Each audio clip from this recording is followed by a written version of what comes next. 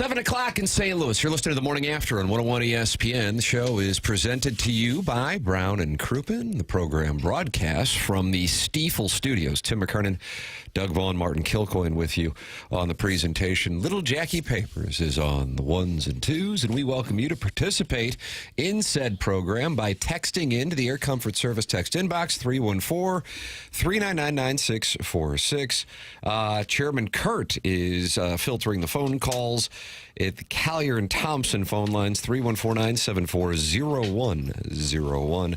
And then you've got that Michelob Ultra YouTube chat where friends gather, Doug, and maybe the numbers will be high again because people will be staying at home again today. You said you took 7 miles an hour on 270 to... 70. I drove 70 miles an hour to get here. And everyone else was doing 70 as well, some more than that. Well, thank God all the schools are closed and people are staying home so that you could get here. Yeah. Thank you, Martin. So that Doug's path was clear. Well, it was pretty good crowd on 270. Okay. It was not the normal flow, but it was pretty well traveled. Not like it was empty and just me going. Traffic moving very well. Okay. Between, at least I should say where I was, like between 44 and Olive, it moved lickety-split. All right. Well, we're back up and running, St. Louis. Let's go. Let's get some work done today. This is a best of, but we encourage you to get out there and work.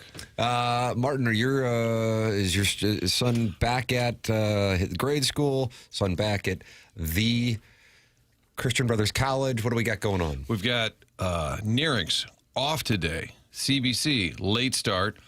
Wow, that's interesting. Usually they're kind of in lockstep, I know. I thought. Well, when Parkway closed yesterday, I said, here we go. Domino effect. They're all going to close. Grade school, regular school day. Yeah, that's what I got going, too. One high school late start, one high school close. So it's a wild card today, which is no fun. It's kind of nice to have it all the same. Yeah. But I think, my theory is, if you're at a grade school, the kids generally live nearby. High school, you got kids from all over the place. Right. And they probably have to take that into account, that some people are from far away and maybe it's harder to get there. I think the late start's the move. Take your time, but let's get back to work. Let's get back to work, everybody. I agree with the grade schools being close, but there are also a lot of grade school kids standing out there in the snowbank waiting on the buses. This is true. Gee, Doug's gone soft. I didn't see it. Yeah. Look at you. Don't you? What about when your great-grandparents were on the plains of Kansas? Did they get up in the morning and get to work? Oh, they didn't have things called jobs back then. They were all just hand-to-mouth, day-to-day. Can we find a bison to shoot on the plains and eat? That's what I'm talking about. Did Jacqueline have Daddy drive her to work today in the icky snow and cold? Did Mommy walk you into the office so you didn't slip and fall in your bum? Be a man! That's from Lady Sonia's teacup. Not happy that Jackson was driven to work yesterday by his father, Jeff, who appears on Movie Boy this week with me for the Landman discussion. No, I drove here myself. Look at that. All right, look at you. All right, Jackson, way to go, buddy. Boy is doing his best. I did it. Boy, you did it. Dug myself out yesterday. And you shoveled? That's right. Oh, my word. And I'll be honest, I don't do these things for credit. But I have a neighbor who's an older woman, incredibly lovely. Her car buried. You know what I did? Wasn't asked. Cleared her out, too. Said, well, I'm at Look it. at this. This is a single man, ladies. This is a single man right Is here. there a press release that's coming with this? Yeah. I definitely didn't want pictures, but then I might have called a couple of news outlets. There you go. And I said... Tonight, Jackson Burkett digs out a neighbor doing the right thing. And I turn around at the giant camera and I say, come on, can't a man just do things in the privacy of his own apartment? What are we doing here? And I'm yelling at them. Meanwhile, I called them. Good for you. That's very TMZ. I don't want any attention. All right, real quick, what do you got? A couple quick ones, and then I got to run. Yeah, and then I destroyed the camera just to punctuate. You charge this lady a Benjamin? No. Didn't even tell her. Just did it. Nice.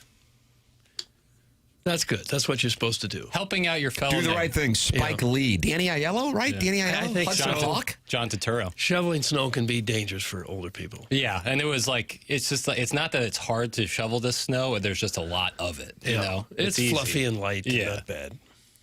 Good job, Jackson. That's a panty dropper. That's from Jake in St. Genevieve, whose panties dropped. Yeah, I didn't do it for the love or the admiration. What about for Jake? I did it for Jake. There you go. Yeah, I did it for the male listeners. That's what I did it for. But moving forward on your resume, they're like, oh, that's so cute. Are you the guy that shoveled out the old lady? Yeah, kind gentleman is what And they they find out your neighbor is like a 400-pound guy from Slovakia. Like, wait a minute, I thought there was an old lady over here. But it sounds good. Yeah. I imagine a lot of schools and businesses, for that matter, stay closed over an abundance of caution for fear of someone stepping on their property and slipping and falling, and they say, well, why didn't you close? You knew there was ice out here, and then they get sued, and it's a whole thing. I bet that's a factor. Probably doesn't hurt. Just be, what is that, err on the safe side, Doug? Yeah, Err on the I think safe so. side. Yeah. You're welcome to call in with your stories of adversity in these conditions, and maybe to give Jackson a little pat on the backside for being the champion of the senior citizen community in the Central Corridor. 314-974-0101. Call in. Tuesdays are always for phone calls on the show. And then, of course, you can text in 314-399-9646. That's how you can get involved, in addition to the Design, Air, Heating, and Cooling email of the day. And, Doug, we have a new leader. Al in Dadeville has taken the lead with only 4 Design, Air, Heating, and Cooling emails of the day remaining in the month of January. He had no wins just a week and change ago. He's rattled off 3, and if he can keep the incel from the other side of the couch, Buck Swope, and somebody like Carlos Spicy Wiener, Mitch from Maryland Heights or Richmond Heights or wherever the hell he is, and Cougar Hunter Jake away, Shooter McGavin, this guy on Friday at about 10:50 a.m. here in St. Louis, Missouri, will receive a $10,000 HVAC system from Seth Goldcamp and Design, Air, Heating, and Cooling online at designairservice.com, the longest running sponsor on TMA. Doug's a client, Martin's a client, and I'm a client. Alan Dadeville on the precipice of a $10,000 win. Do you think he's really in Dadeville? I mean, do you know where Dadeville is? Alan Dadeville is the name of the gentleman who called into the Paul Feinbaum show following Cam Newton winning in Tuscaloosa with War Dam Eagle against Roll Dam Tide, and was so upset that he poisoned the trees at Toomer's Corner in Auburn, in the loveliest village on the plains. Turns out the gentleman's name was Harvey Updike, but his caller name was Alan Dadeville, and then I believe Harvey Updike was charged with a crime. He was interviewed in the 30 for 30 titled Roll Tide, War Eagle, a summary of the Iron Bowl, and said, I just had too much Bama going through my veins. Okay. Al in Dadeville, a summary. Is that cleared up, Doug? Yeah, because I was thinking Dadeville, Missouri is way down there by Springfield. So it'd be a 3.5, 4 hour drive. This show's audience is global and mainly female. Okay. Well, so this is a gal? Al was in the chat while Jackson and I were we did 7 hours of QFTA yesterday. And Alan Dadeville was saying he is going to be traveling this week, so he might not be able to email in, and that could open the door for Buck Swope. There are a lot of people out there who still think Buck Swope's going to win this thing. Really? A lot of people. There are a lot of people Is that saying where the money is? it could be a great Buck value Swope play. shows up. He's there every day. You got to respect that. And that consistency makes him a He's a threat. lunch pail guy. Yeah. So there could be a poly market on this. Taking Yeah. money. Doug, you play the wagers. poly markets? I don't play the poly markets, no. Jackson, you play the poly markets? No, I don't. Who sets those? There are actual companies that say, will Venezuela the actual people betting do. Yeah. really just Yeah. decide? So They you could can- say, will Russia leave Ukraine? Yes. They're all on Who there. will be the next president? All of that. Yep. It's all there. Kalshi. I got Kalshi. plenty to bet on in sports right now. So last night, I was on BYU against number 1 undefeated Arizona. Anybody watch that game outside of Jackie Papers? No. I watched parts. It was on. Yeah, I'm had still it watching on. Landman every night. Oh yeah. Yeah. Has Sam Elliott gotten horny? He's in the picture now. He just met the girl that lives next door. Oh, yeah. That's really where he turns it up. Well, but she said that'd be a hi to May December him. romance. Yeah. What strikes me is his head is so big. He's got just the largest head in Hollywood. But go ahead, Tim. You know, and I was on, the way I like to operate in college basketball is when there is a quality team playing a top-ranked team, and by that I mean a top 10 team where everybody's fired up for it, I'll go money lining with the home underdog. And I went to bed, it was like, I don't know, I thought BYU was down by 15 My wife's like, why are we watching this? And I said, the Tam Avenue Capital Partners may or may not be invested in BYU. Went to bed, wake up, and I see that BYU had a chance down by a point somehow with 5 seconds left. But Arizona swatted it away. They wind up winning by 3, and the Wildcats of Arizona remain undefeated, which they will remain until they meet the Billikens in the second round of the tournament right here in St. Louis. And is that on March 23rd? I don't know the dates, Tim. Well, Lenardi will have an updated bracketology, so we'll be able to give that to you. Although I doubt SLU will be on an 8 and 9 line. We have the Friday Sunday games at Enterprise. Yeah. Oh, is that what it is? Friday, Sunday? I believe it's Friday Sunday, so the 20th and 22nd. There you go. Make your plans now, Doug. Okay, I will. Well, bracketology comes out today. We'll Yes. find. Well, We will find out definitively, We won't- Doug, later today. We won't find out I think nothing. St. Louis University will be a 6 seed. That's what I think they'll be in Lenardi's bracketology today. Okay, they were an 8th seed last week, I see. Currently Yes, ranked it is. number 21. Yeah, up to number 21. If they win tonight, the Revolutionaries are in town, Doug. Chuck Todd. If they win, they'd be 20-1, best start in school history. How about that? Tickets Yeah. at SLUBillikens.com. That would be the best start for most schools in team history, I think. I would think. That's a tough run. You know, I'm thinking maybe it's not as good for the national story, but maybe to have a loss takes a little bit of the pressure off to stay undefeated all the time, because there is a little bit of a weight that goes with that. I'd rather they were undefeated, of course, but sometimes if you get that one out of the way, then that doesn't become the narrative for every time you take the court. You're talking about Arizona and Lute Olson. No, I'm talking about St. Louis U. It is. What about Nebraska and Danny Nee? Well, yeah, I'd like to see them. That is a take. It's a strong take. It's one of the best takes ever. I thought so. I think Danny Nee's bunch meets their maker tonight in Ann Arbor. 10.5 points, the number, as they go up against the Wolverines. Jackson's favorite to win the national championship. No, I've been saying Arizona. Oh, is that right? Been saying Arizona. I thought you said Michigan's a bucket? They're a wagon, but Different than a bucket? well, a player can be a What are you bucket. talking about? A team can be a wagon. I think that's a good distinction. Since Arizona played UConn, once I saw Arizona play UConn in November, I said, that's the national champions. Arizona There you go. is next level, physical, loaded. They're unbelievable. They are a unanimous number one in both the AP and the coaches poll. At least they were last week. They are, to go into a BYU building like that and win wire to wire like that is crazy.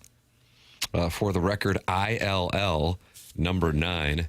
That seems like being underrated from my standpoint on ILL. At the same time, who would you move them ahead of? You know, just by my point being, it's tough for me to imagine there are 8 teams better than Illinois. That's what I'm saying. At the same time, when you look at who's ahead of them, who would you go, well, probably Nebraska's in for real, but is that because it's kind of the way we looked at Indiana in in football, that Nebraska basketball can't be that good? Jackson, you're laying the 10.5 tonight with Michigan? Yeah, no number I'm scared of with that one. How about that? A shipping. Yeah, Michigan is Guess I'm going a wagon.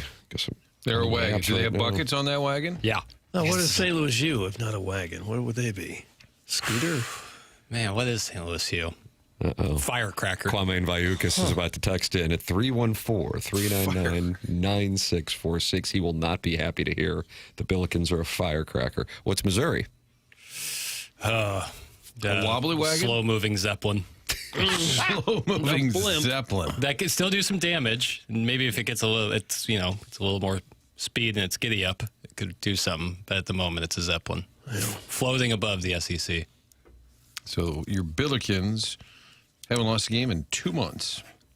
Illini, 3 losses. UConn, remember that was at the New York game. They lost to Bama, UConn, and Nebraska. 3 legit losses.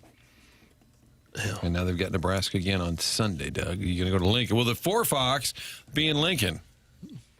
Well, only you can answer that. Okay. Well, soon they'll all be merged, so I will be able to answer that. Billikens have George Washington tonight. Chuck Todd's Revolutionaries. Yeah. And George Washington is pretty good, 13-7 overall, 4-3 in the conference. I think they were expected to be a little bit better. Yeah. I would like it on the jersey if it said Chuck Todd's Revolutionary. Instead Like of a signature, his autograph. Instead of just Revolutionaries. Good morning, all. I am formally requesting an update on Jackson's power ranking of area college basketball teams. Thank you. That is from Kwame Voyukas IV. Jackson? No. Excuse me? I won't do it. Oh, you could do that. It's Illinois, St. Louis, and Missouri. I don't want to do that. Why not? Because you're a I don't true want son. to. Doug, do you consider this to be insubordinate, or are you looking at termination? Sort of. Give us a ranking. No, because it's disingenuous. It's bad faith. Kwame Vukas is only doing that so he can text 100 times how much of an idiot loser I am, and I refuse to participate in that sort of pageantry. But it seems pretty obvious, doesn't it? No, it doesn't. Maybe St. Louis could play with Illinois. I think they probably No could. shot. Oh, No God. shot. Boy, I'm he sorry. was holding I'm firm truly on the art of war, and then all of a sudden, Doug, I'm truly in a sorry. brilliant Phil Ivey-like move, makes the play on not comparing St. Louis U and Missouri, but St. Louis U and Illinois, Yeah. and that's when you got your read. Wow, that was Yeah, brilliant. I guess we can dance around and say yeah, they could probably play with them. No shot. So you want to say it's Illinois, Missouri, St. Louis U? I don't want to say anything. I didn't want to do this. You and your quilted jacket have me all wrapped in a little ball That's over what here. Silk wore in the Freak Me video. I like that. Coward! That's from Brian Henshin. I love Brian Henson. Coward. I hope the seem Colts like- are still the alternate for the Super Bowl. It didn't seem like a real controversial question. I just don't think they're necessarily in the same category. I think Illinois is a true title contender, and I think SLU is one of, if not the best mid-major in the country. Okay, so then it's Illinois, SLU, and Mizzou. I don't know necessarily. Based saying on it's- what they've done, not saying if they played each other tomorrow, but based on their resumes, what they've done this season. I just find it so regressive to be well, we have to start comparing the local area teams when they don't play similar competition, and why can't we just celebrate two of them having great seasons, one of them kind of we're not sure. Why is this comparison necessary? Well, because Kwame Voyoukas the fourth. Yeah, outside of people yelling at me. That's putting the on only hot take upside of minutes. it. Yeah, Pigs are I starting noticed to that. fly. Who sponsors those things? Might be open for Pondorf? business. Oh, is that right? It's the only piece of real estate available. Get on it. Yeah. All right. Well, Jackson will recuse himself from ranking the three area college teams. So if you had a top 25 vote, would you just put NA and just submit it? Well, if it Abstain? was, no, I would vote, but that's for the schools at large, and also rankings are ultimately unimportant. Net rankings and KenPom is important. Kwame Voyoukas the fourth says that's all I needed to hear. Just got to let him dig his own grave. It's Kwame Voyoukas the fourth. Whatever. Well, now we've upset you. I'm not upset at all. First you had to drive into work by yourself, and now this. SLU could make the Final Four. This jackass would still say, I don't know. That's from Dino Bravo. Wow, they've won. Yeah, I'm sorry, but they're far ways away from Final Four right now. So nice hypothetical victory. I kind of don't like your tone. Billikens, rah, rah, rah. Billikens, shish, boom, bah. I don't know what you're going to say to that. Yeah, you've got me stumped. What's it going to be like when you walk into Chaffetz on Friday night at 7 p.m. for TMA night and you're wearing your black and gold Javon Crudup jersey? I'd be wearing my St. Louis Billikens jersey that I was given. That's my plan. Okay, you're going to wear the jersey. Yeah, and for you're sure. going to wind up scrapping at Lorenzini's. With who? The faithful? The faithful. I don't know what they want from me. Some George Washington smart aleck. Some Dayton They're flyer. playing Dayton. There's a guy over there. Oh, He's Friday, afraid to you're not rank going us tonight. ahead of Mizzou. That's the guy right there. There, you see him over there? Yeah. He refuses to give us our due. I can see that coming. Probably from a 75-year-old guy that played for SLU, and he's about 6'8". It's not, we're not sure. Mizzou is bad, Jackson. That's from Jugs in D.C., and I believe he's a George Washington fan. Okay. That's fine. Would you agree if SLU is shooting the rock kind of the way they did the last game, if they're shooting at the best of their ability, they could play with almost anybody? Yes, for sure. But if you're asking me, are they closer to Illinois or Mizzou, I'm going to say Mizzou. One way or another. I'm sorry, but Illinois is just, they're true Bucket. title contender. Wagon. It would be very a wise play to put money on them to win the national championship. I agree with that take. And I don't. You go win at Purdue like that and kind of run the game like they did. I don't know. I think that puts them in a different category. But I guess people can just call me an idiot. They just simply wanted you to rank them. Kwame Okay, Voyoukas the fourth. Doug, you ranked them. I did. Illinois, St. Louis U, Mizzou. Okay. Oh, my God. Okay. It's cool. But you're upset with me. Not at all. I just don't want to participate in that. because no one's going to get mad at you, and they're all going to get mad at me. Well, who's I can't even get say. mad? Who can get mad with that? I can't even like. Kwame Boyukas the fourth. I can't even say now. Like, if I even thought it was SLU, I couldn't say it because then I'd be called like liar. You're just doing this to appease Pandering. people. Yeah, exactly. So it's regressive and bad faith, and I'm not Who's doing it. better, Arizona or Duke?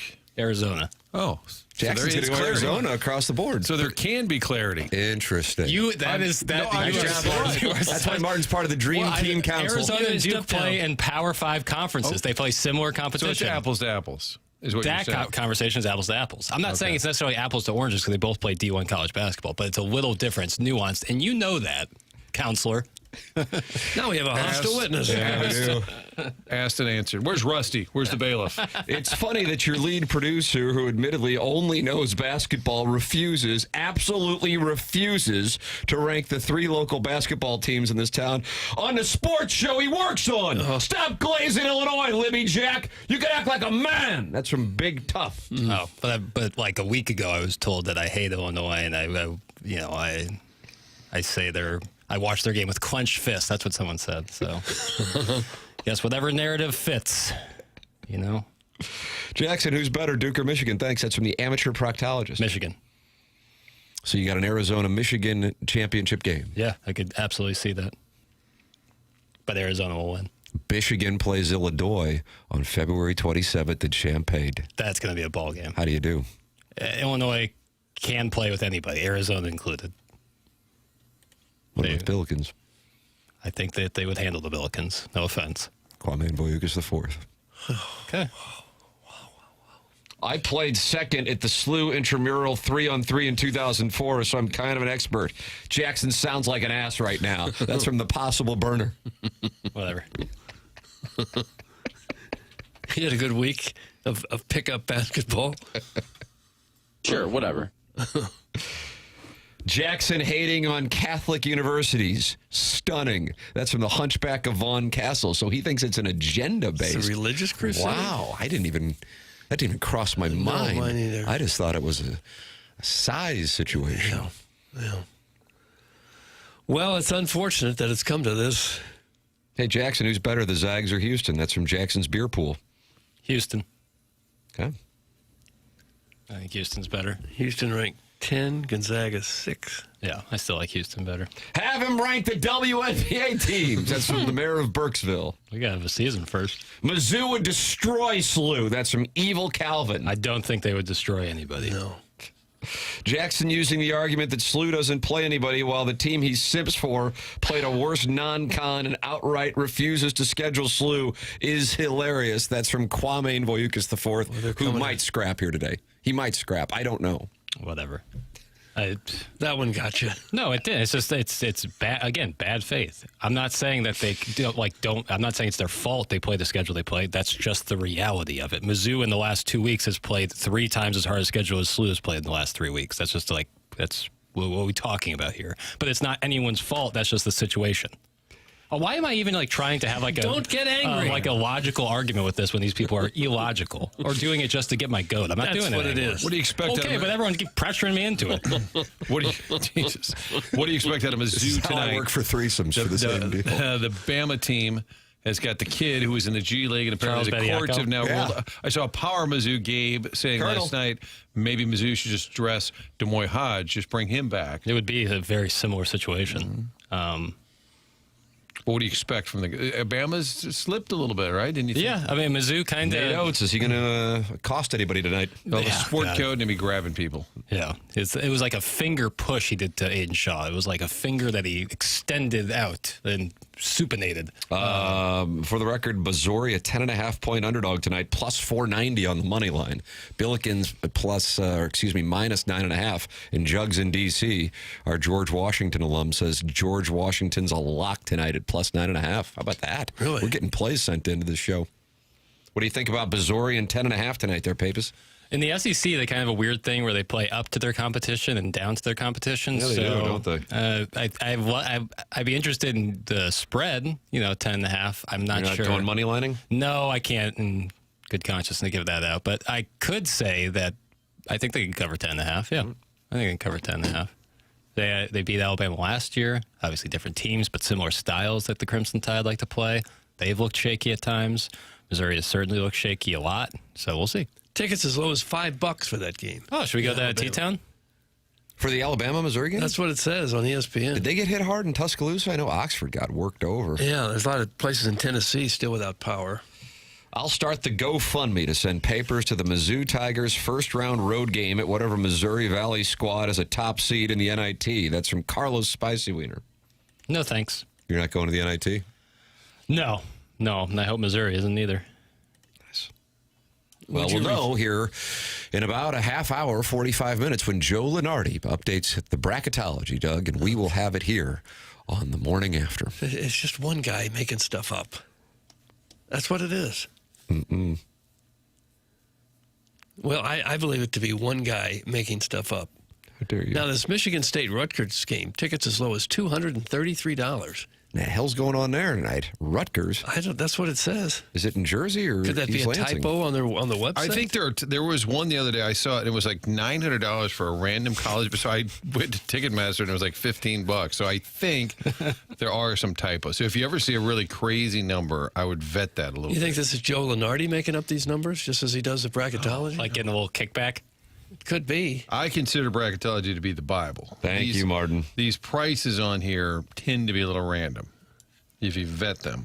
Must be. Who would pay $233 for a Rutgers basketball game? Nobody. They're dreadful. Did you see the report? Rutgers is $78 million in the hole. Yeah, I did see that. Because they're trying desperately to hang as like a true Big Ten power or just hang at all, and they're just bleeding money. Huh. I think you're going to see more and more of that. I've gone to Vivid Seats. That's legitimate ticket place, right? Yeah. This has got courtside seats for that Rutgers game for $1,242. Wow. Lower level, $443 for Rutgers? What the hell? Upper deck in the corner, $380. Damn, they've already What's going on there? sold the rights to their arena name. It's now Jersey Mike's Arena. Jackson, who's better, Lindenwood or Slew? That's from Bill and Ted on Broadway. Slew. Okay, we're getting answers now. So it can be answered. Lindenwood or SIU Edwardsville? Uh-oh. SIUE. See, I think Lindenwood's better, but SIU, you got them at home. Yeah. Well, We'll see round two. I think the Cougars. Lindenwood's actually a pretty good squad. Yeah, Doug, according to, I'm on StubHub right now, and all these tickets are like $280. Yeah, that's what I'm seeing. Who's paying this? I don't get it. Worse Woods Wacko says Super Bowl tickets are as low as $9,000, and it's quite a deal. Doug, are you interested in that? No. Think of all the Rutgers basketball games you could go to. If one of my own sons was playing in the Super Bowl, I don't think I'd spend $9,000. Can you imagine that? And where are your parents sitting? They chose not to come. Well, if you're interested in going to the Billikens game, go to slewbillikens.com. Number 21, St. Louis University taking on Jugs and DC's George Washington Colonials Revolutionaries, Chuck Todd. I'm so bitter at Chuck Todd right now. 7 p.m. tip-off. It's an ESPN Plus game. And St. Louis University in the top 25 and moving up yesterday to number 21. Huge week for the Billikens as they get the Revolutionaries tonight and the Dayton Flyers on Friday. And we will be there for what is being called by others, not us, TMA night at Chaffetz Arena, even though I believe it's the Billiken Hall of Fame night. But I think we kind of are bigger than the games we cover Well, and sure. the Hall of Fame. Yeah. I wonder if we'll go into the Hall of Fame or Yeah, I think that's up there, possibility. if they'll put us in and then leave Jackson out because he won't rank the three schools. I don't know what's going to happen. It's Friday. hurtful to the school. I just think there might be a scrap in Lorenzini's. SlewBillikens.com is where you can get your tickets. Great podcast interview. This was super random, but it was sent to me. And, Doug, I like to give recommended listening to the audience. Josh Schertz was on with the Inside the 810 podcast. Got to be honest with you, not something I've ever listened to. Probably not something I'll listen to going forward. Not all that interested in what's going on with Fordham and Rhode Island, to be real transparent with the audience. Yeah. But it was a great interview. Jackson, you know these ball writers. Goodman? Yeah. Anyone? So Field of 68, right? That's the Twitter account that they all use for that. I'm not. All I know is the link was sent to me, and I listened to it last night en route to Lake St. Louis. Doug, somehow I was able to make it to Lake St. Louis I don't know last how night. you did it. And it was a great interview. Really thorough breakdown as to why they're having the success they're having. And Coach Schertz Always great in interviews, and especially this one. So the recommended listing there. SlouBillikens.com to bring you tickets for tonight's festivities against George Washington. They're definitely getting a little more. It's starting to see it happen now. I think when you pound the snot out of a team like they did to Bonaventure, and it was on ESPN2, so a lot of the pundits around the country probably tuned into that one. They're probably not catching a lot of the ESPN Plus games. So after that, I think it's really picked up the national discussion about how good SLU's team is. Whether they can hang with the big boys or not, who knows? But it's a fun run. Having a great season. I don't know what this means, but it's from Mr. Licks, and he wants to call in. And Doug, Tuesdays are for phone calls on the show. This may be shocking to you, gentlemen, but there does exist people with real wealth outside of St. Louis. That's from Mr. Licks. So he's talking about dropping $9,000 at the Super Bowl. Or 1,000 to watch Rutgers play tonight. But here's the thing. They who would be in possession of said wealth to spend $1,000 to go see Rutgers play probably will not need to pay for the Rutgers tickets. Do you follow me? Holler if you hear me. Tupac 91, right? He used to carry crates for the underground? I don't know the years, Tim. I think so. I think celebrities have said that. Now that I finally have money, I don't have to pay for anything. Right. But if you can get $1,000 for a courtside seat, you'd think that these places are going to want to get that from somebody. I'm about to get paid in the Escalade. Frank could sit down there. He could sit there. Have you guys noticed how Jackson always has to say, quote, that SLU jersey that was given to me when describing that SLU jersey? It's telling and sad how insecure he is about Mizzou hoops. He needs his Heine powdered dada. That's from Dogtown Astrovan. He's asking for Daddy Padre to get involved. I say that because it was a gift, and a kind gift at that, from the SLU Athletic Department. Yeah. Well, Chris May brought that in, right? So I want to make sure I emphasize that I'm appreciative of such a gift. Has the University of Missouri given you a jersey? No, but they gave me a scholarship. Yeah, there you go. Yeah. Did you cash that in? You going to go? No. Every time I pay my student loan debt, I'm like, damn, I should have cashed in that scholarship. Might as well run up the flagpole. Somebody's gone through your deposition, and they're looking at each word you've stated about SLU, it appears. Yeah, well, what are you Picking gonna it do? apart. Yeah. Can't wait. It's going to be a cost fun of doing night. business. Cost of doing business. Don't be, if you're the Billikens, don't be looking ahead now. Don't be looking ahead at that Dayton Blizzard game. We got these revolutionaries coming in. Got to cover 9.5 with his Jugs in D.C. bet. Hey, Kwame, or whatever the hell your name is. Who the hell has SLU played? Who's their best win? That's from the Bridgeton Landfill Fume Huffer, and he is fighting back against Kwame Voyukas the fourth. SLU has played. They've got some good wins on the board. I'm not saying that they don't. I don't want people speaking on my behalf or anything like this. It's a nuanced What are their take. three best wins? Their three best wins are VCU on the road, for sure. Santa Clara, and then, oh, man. Who would be? San Francisco, maybe? Yeah, probably. Yeah, I would say that. Duquesne, any good? No. Richmond? Nor is LaSalle, nor is Richmond. It certainly wasn't Principia. No, that team. What was that all about? I don't know. I still don't know. That was an odd one. Jackson, rank which fan base of the three locals would be the best to swing with on a cold Saturday night? That's from the Swing Haven board member. Based on the recovering alcoholics text, I'm going to go with Illinois. You think ILL's one? Is that ILL, right? They're sporting? It's cold up there. For whatever reason, not many trees in Champaign. And that helps with What swinging? does that have to do with Nowhere it? to hide. Yeah, that's a good take. Yeah, thank you. It's really flat. Isn't and it open. weird? Yeah. There's no trees. That's a good point. Yeah, no trees. So I'll go Illinois 1. I've been at Faroe Field too many times to put Mizzou 2, so we'll go SLU 2 because they got some money. And then, we'll go Mizzou 3. SLU has more money than Missouri? Per capita. Yeah. And if you have more money, you're better to swing with?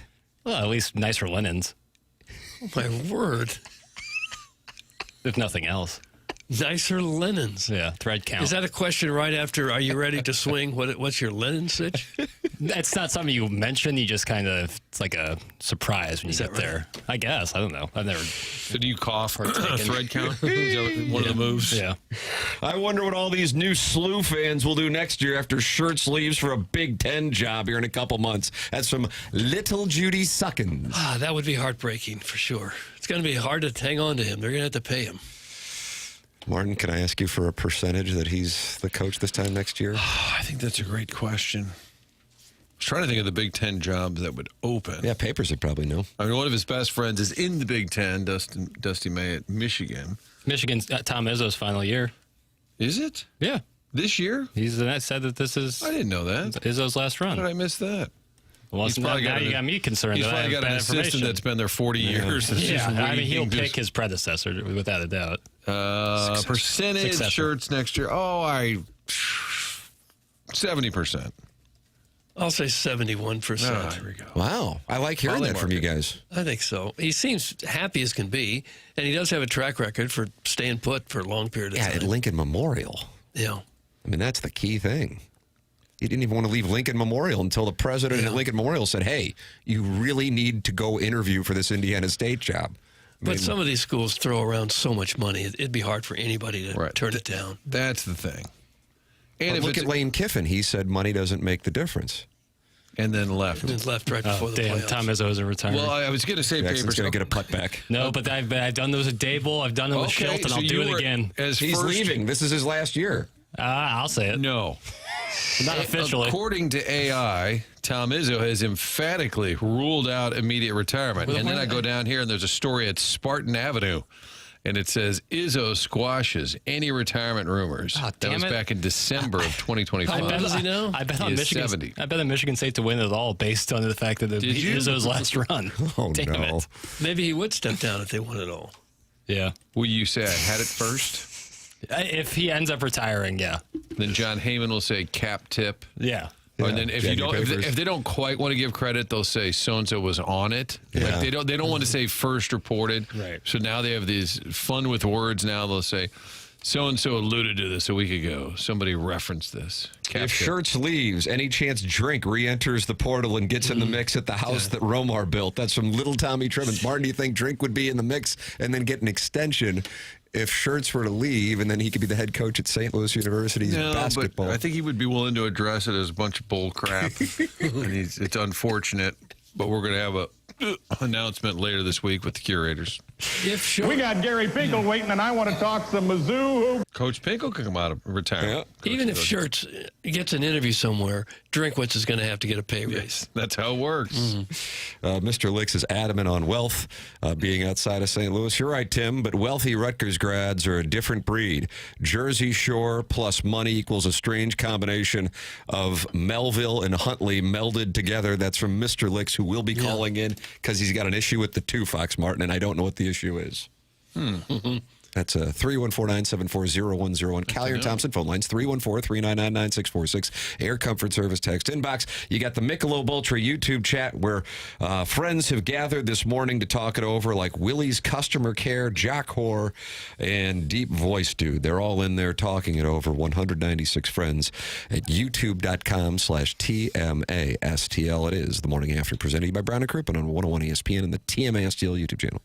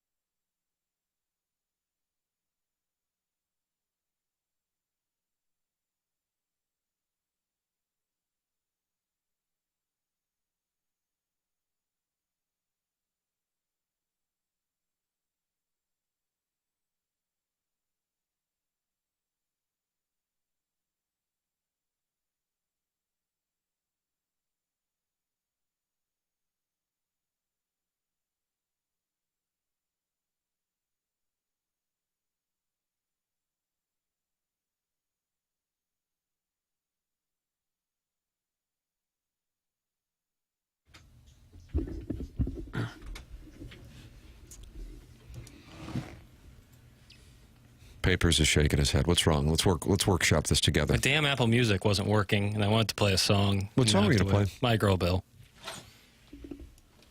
My Girl Bill. Yeah, just Doug. My Girl Bill. There you go. Nice. It's TMA 101 ESPN 7 o'clock hours brought to you by Healthcare Evolution online at healthcare-evolution.com. Check out Healthcare Evolution. I had them conduct an ultrasound on my shoulder, Doug. Slap tear in the left shoulder.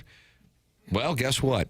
It's all good now. Is it really? Yeah. And it is wonderful to be able to go somewhere and get in within 24 hours of reaching out. Reach out at healthcare-evolution.com. Doug, you went out there on Friday. What was your experience? Oh, great. Wonderful people, knowledgeable people. They gave me a little ultrasound on the shoulder, gave me a little injection, and it's they said it's be about 2 weeks before you feel better, but it's starting to loosen up already, and it's only been like 4 days. If you have an injury, there is a good chance that it's going to take a week or two to go in and see your primary care doctor, who then will most likely send you to a specialist, and then at some point in a month or two, you'll get some treatment after going to see a physical therapist, and it is a brutal process that doesn't make the pain go away. That now changes with healthcare-evolution.com. They've helped TMA listeners get back to the things they love doing. We helped Scott get back to lifting weights, Matt back to hockey, Nicole back to coaching cheerleading with her daughter,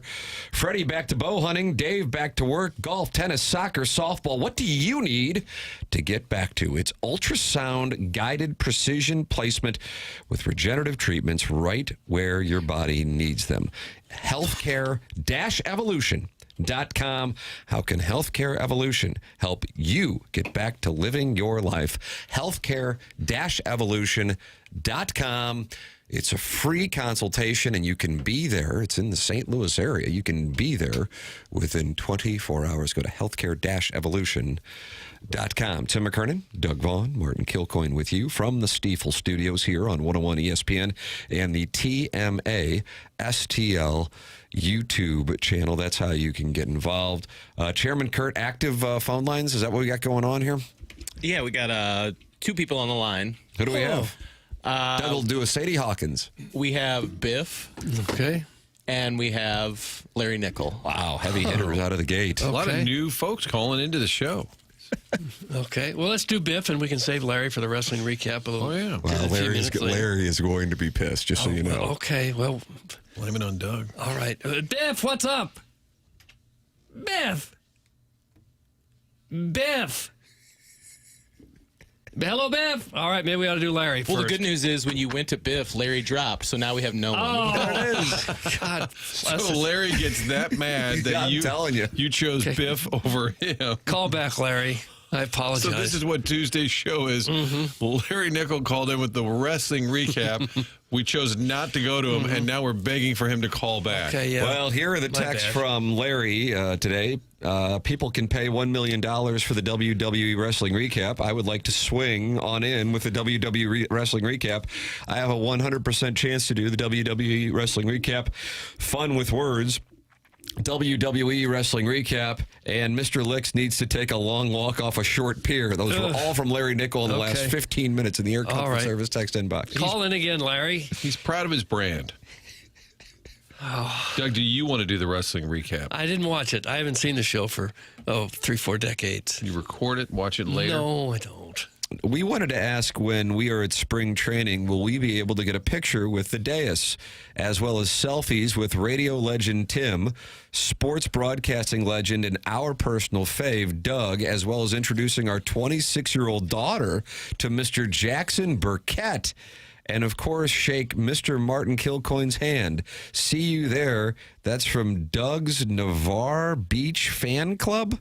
Navarre Beach, where would that be? I don't know. I just read what's in the prompter. Is that down there in Florida somewhere? It's from the area code 850. I would assume that's a moneyed area of the Hamptons or Southern California. San Diego, perhaps? I just don't know. It's in Pensacola and Destin. Oh, okay. Okay, well. The Emerald Coast. Ah, yes. I'll take it. Larry's back. Oh, good. Doug, So is Biff. wow. Doug, who do you want to go to? Who goes first? Who do you want to go to first? Is it Eddie Hawkins? I think you should go to Biff. No, I can't do it to Larry. We got to go Okay. to Larry this time. We begged him to call back. Larry Nickel is on the Callier and Thompson phone lines with a WWE recap. He also ranks the top 5 countries in the world. Some people All think right. it's based on GDP. I'm not sure. Good morning, Larry. Good morning, guys. What's up? You seem like you might be mad as a hornet at Doug. For what? Okay, good.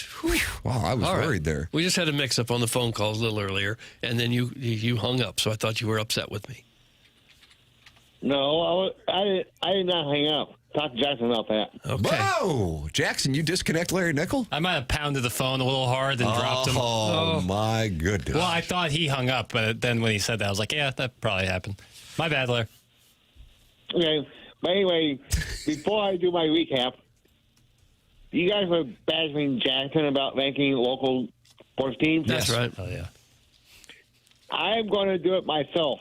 Okay. Okay. You are the rank master general.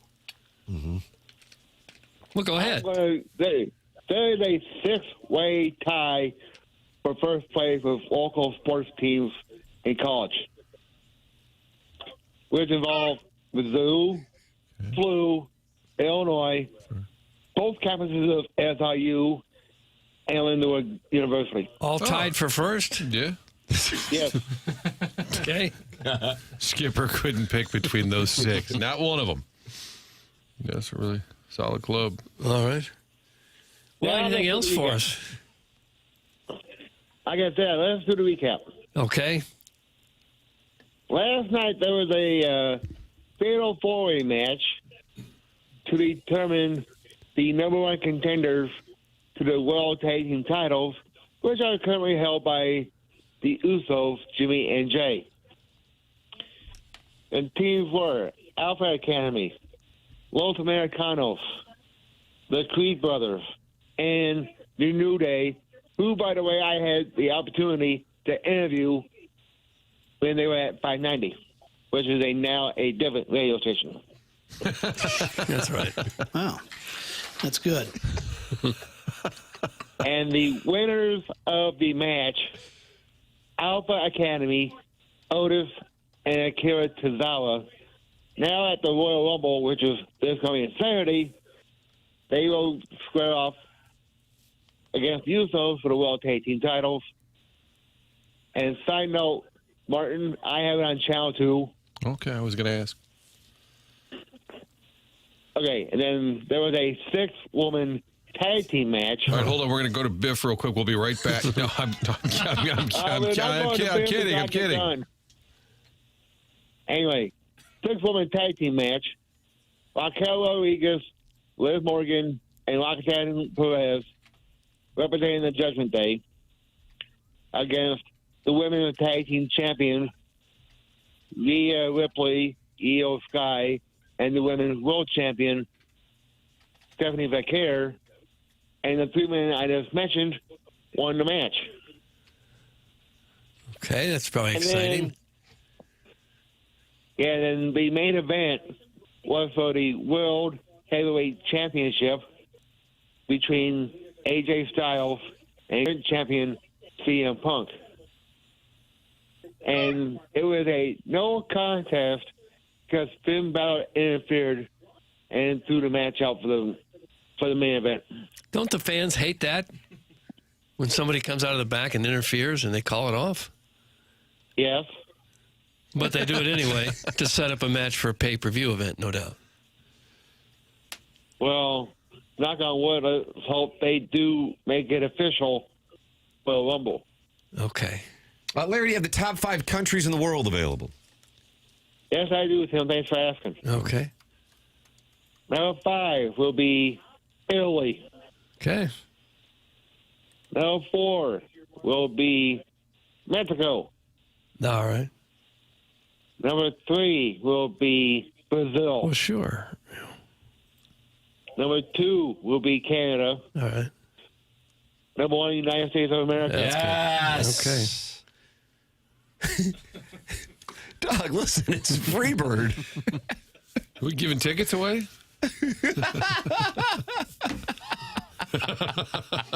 They called into Tommy's by the way, office. Whoever played Freebird, that was the entrance music to the fabulous Freebirds. Michael Hayes, Terry Batman Gordy, rest in peace, and Buddy Jack Gardner, also rest in peace. Yeah, that was Doug. That was what? Doug played Freebird. Oh, too. that's right. It's his ringtone. Okay. Larry, God bless you, and God bless these United States of America. Yeah, God bless America. Well, I thank you, Let Nixie. me tell you something. They are not happy in the Air Comfort Service text inbox. I mean, Martin, they are. Oh, they think we should have gone to Biff? They are, no, definitely not that. Definitely not that. They are not happy. Get this guy out the radio! Well, that was good stuff. Starting to doze off. Let me know when it's okay to start listing again. That's from Okay. Tommy Two Guns.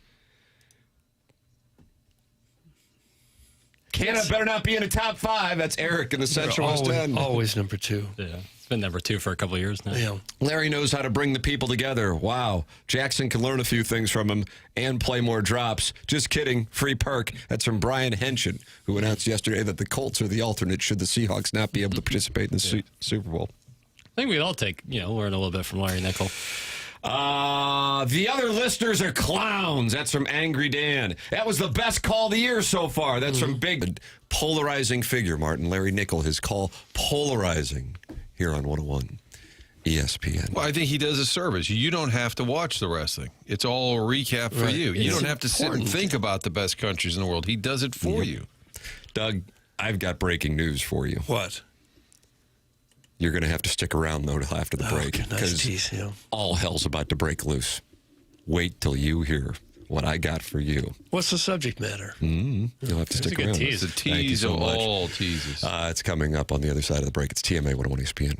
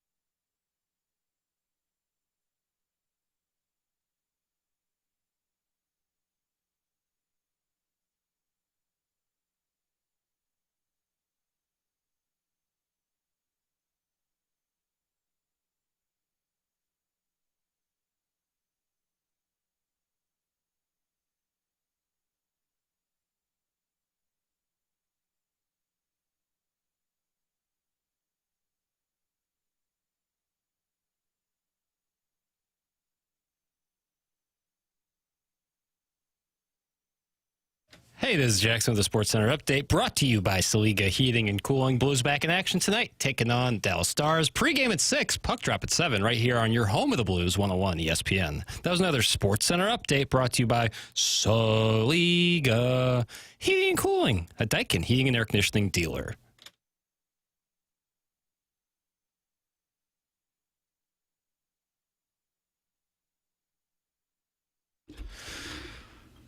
Crisscross, Doug, spelled with a K, and then there's a Mac Daddy and the Daddy Mac. Any significance here? No. Yep, fair enough. All right, then. It was after 30th. another bad creation there. They had that song Aisha. Can we hear Aisha? Maybe Playground coming back? Yeah. Thank you. It's TMA 101 ESPN. Doug Deep Tease here for the start of the Fisher Window and Door Store 8 o'clock hour on the morning after. A show presented to you by Brown and Crouppen. Tim McKernan, Doug Vaughn, Martin Kilcoyne with you. You're welcome to call into the Callier and Thompson phone lines at 314-974-0101 or text in 314-399-9646. And, of course, watch the show and subscribe on the TMA STL YouTube channel where 204 friends are gathered right now, including Libby Jackie DiCaprio, who now has an Alabama avatar, Jackson. Well, he's consistent, if nothing else. He's talking to the JCPenney chat support. Doug, Joe Lenardi. Okay. It's that bracketology stuff. The stuff thing sounds like you're being dismissive, just so you know how it comes off. It's just a guy making it up. Joe Lenardi has Dilladoy now as a 2 seed, meaning they're playing Navy in St. Louis. They're playing who? Navy. Oh, okay. And this is Illinois. Dilladoy. Okay. I could see them coming to St. Louis. Yeah, amen. Makes sense. Goes without saying to me. And if Dilladoy can get past Navy, waiting for them Oh, no. in the second round So they'd have to be as a 7 seed. 7, not a 10. Okay. Taking on Miami. Your St. Louis University Billikens right here at the Enterprise Center taking on Illinois in a second round of the tournament. Does that, if you're Illinois, would that seem fair that a 7th seed is given a home game? Should we get Brad Underwood on to see if he wants to comment? I guess we should. Well, it's not going to happen this way. Well, Doug, you were starting to take it for real. You were starting to think about it. Just saying. If took the bait. If it is set up that way, I'd be pretty upset if I were a number 1 seed and had to play a 7 team at home. And Josh Schertz, pregame speech. Here's the audio. Yep, it was January 27th. Here you go, guys. Papers said this about us versus them. Bulletin board material. Yep. Jackson, whatever. What do you think Look at about that the possible slew matchup here in Illini. St. Louis between St. Louis University and Illinois, as Joe Lenardi has it in his latest edition of Bracketology, just released in the last half hour? Be pretty awesome, wouldn't it? I mean, Holy it moly. would. it'd be awesome. I'd be fired up to see it. I don't see necessarily- Missouri's name in here. Well, there's a reason for it. Missouri is not in this tournament. They're not even in the first 4 out of this tournament. That's Seton Hall, Indiana, Santa Clara, and TCU. Santa Clara? He doesn't even have him in the next 4 out. They're Yeah. in the next 4 out. No, lame. Field of 68, what Tim was referencing earlier with Jeff Goodman, they have Missouri as the last 4 in. How about that? So I choose to go with that one. I think Lenardi's selling the rag here. Selling the rag. What does that mean? He's selling the rag. What does that mean? He's producing He's trying to work people up. fictitious bracket. Wow. Well, that's his They're job. all fictitious. Yeah, well, I used to stand in lockstep with him, and now he's denying the facts. What if I'd it- be fired up to see it. LOL. I bet you would. That's from Kwame Voyukas IV. Yeah, good college ball in this city.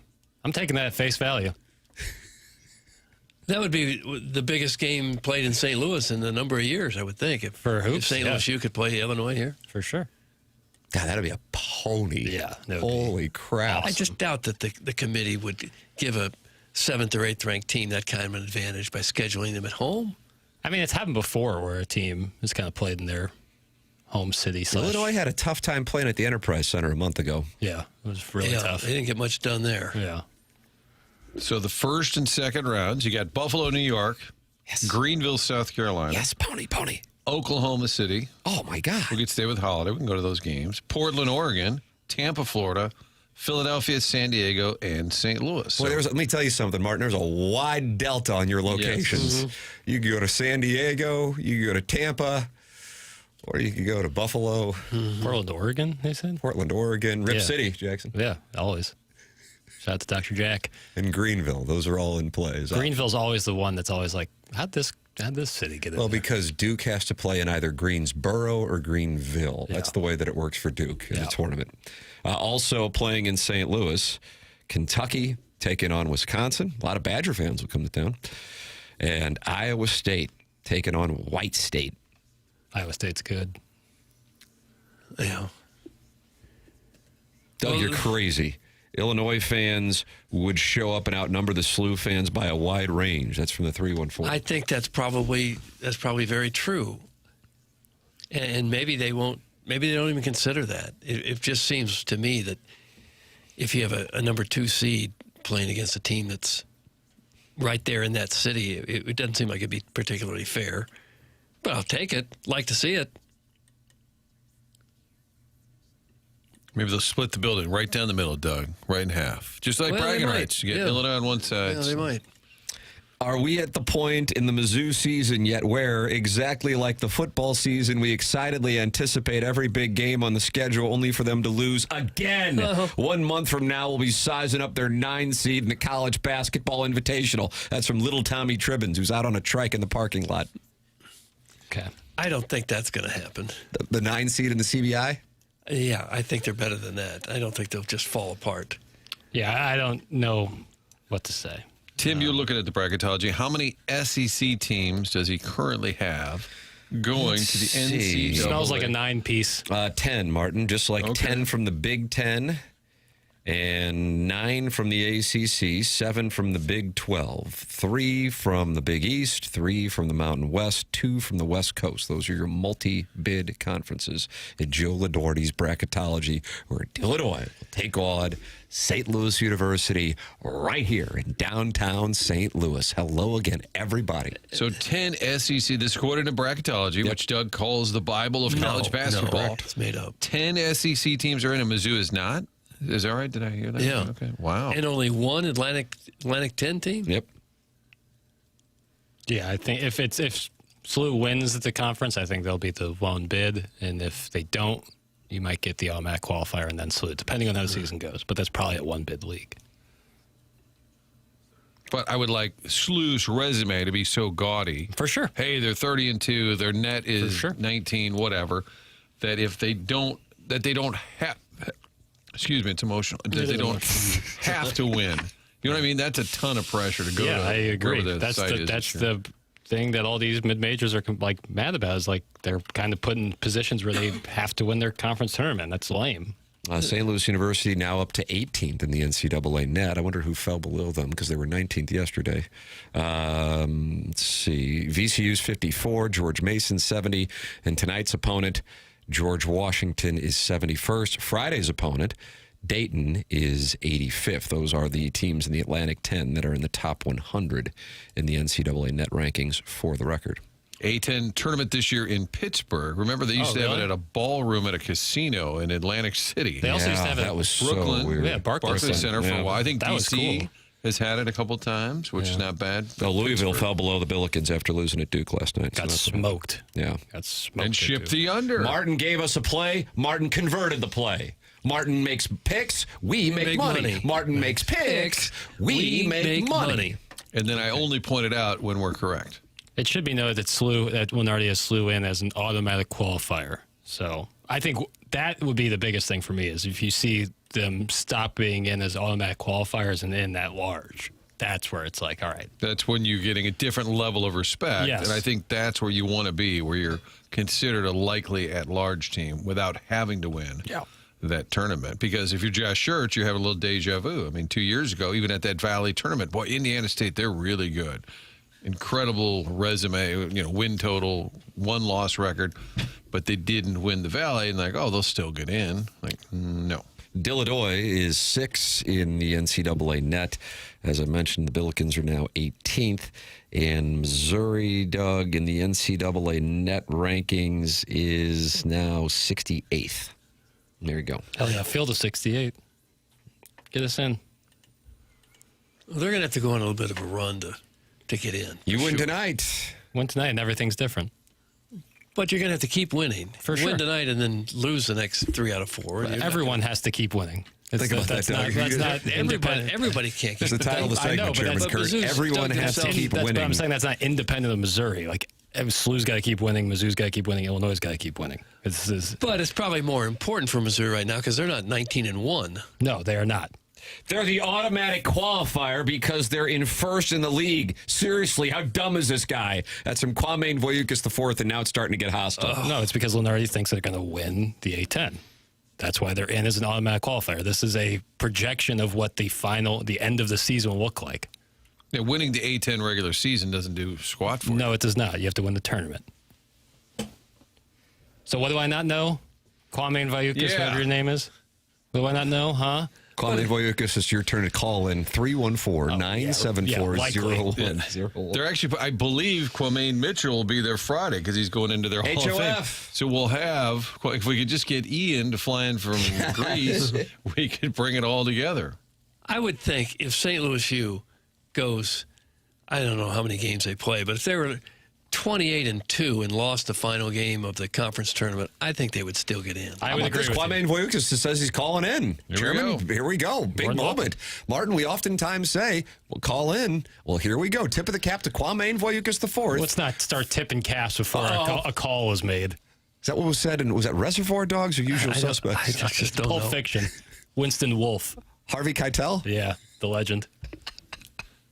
So we have 11 games. Billikens, 11 games to go. They're 19-1. So Doug, can I sell you on 9-2? Maybe that's bold. What if I just said 8-3, just to be 27-4? So they're either 27-4, Doug, or 28-3 going into that A10 tournament. Let's say you get to the conference title game and you get to 30. You're gonna be right around 30 wins. I think they would get in just because now that they're ranked. If they go 28-3, I would think that they're probably going to still be ranked. I agree with you. I think, you're at that number. You're north of 27 wins.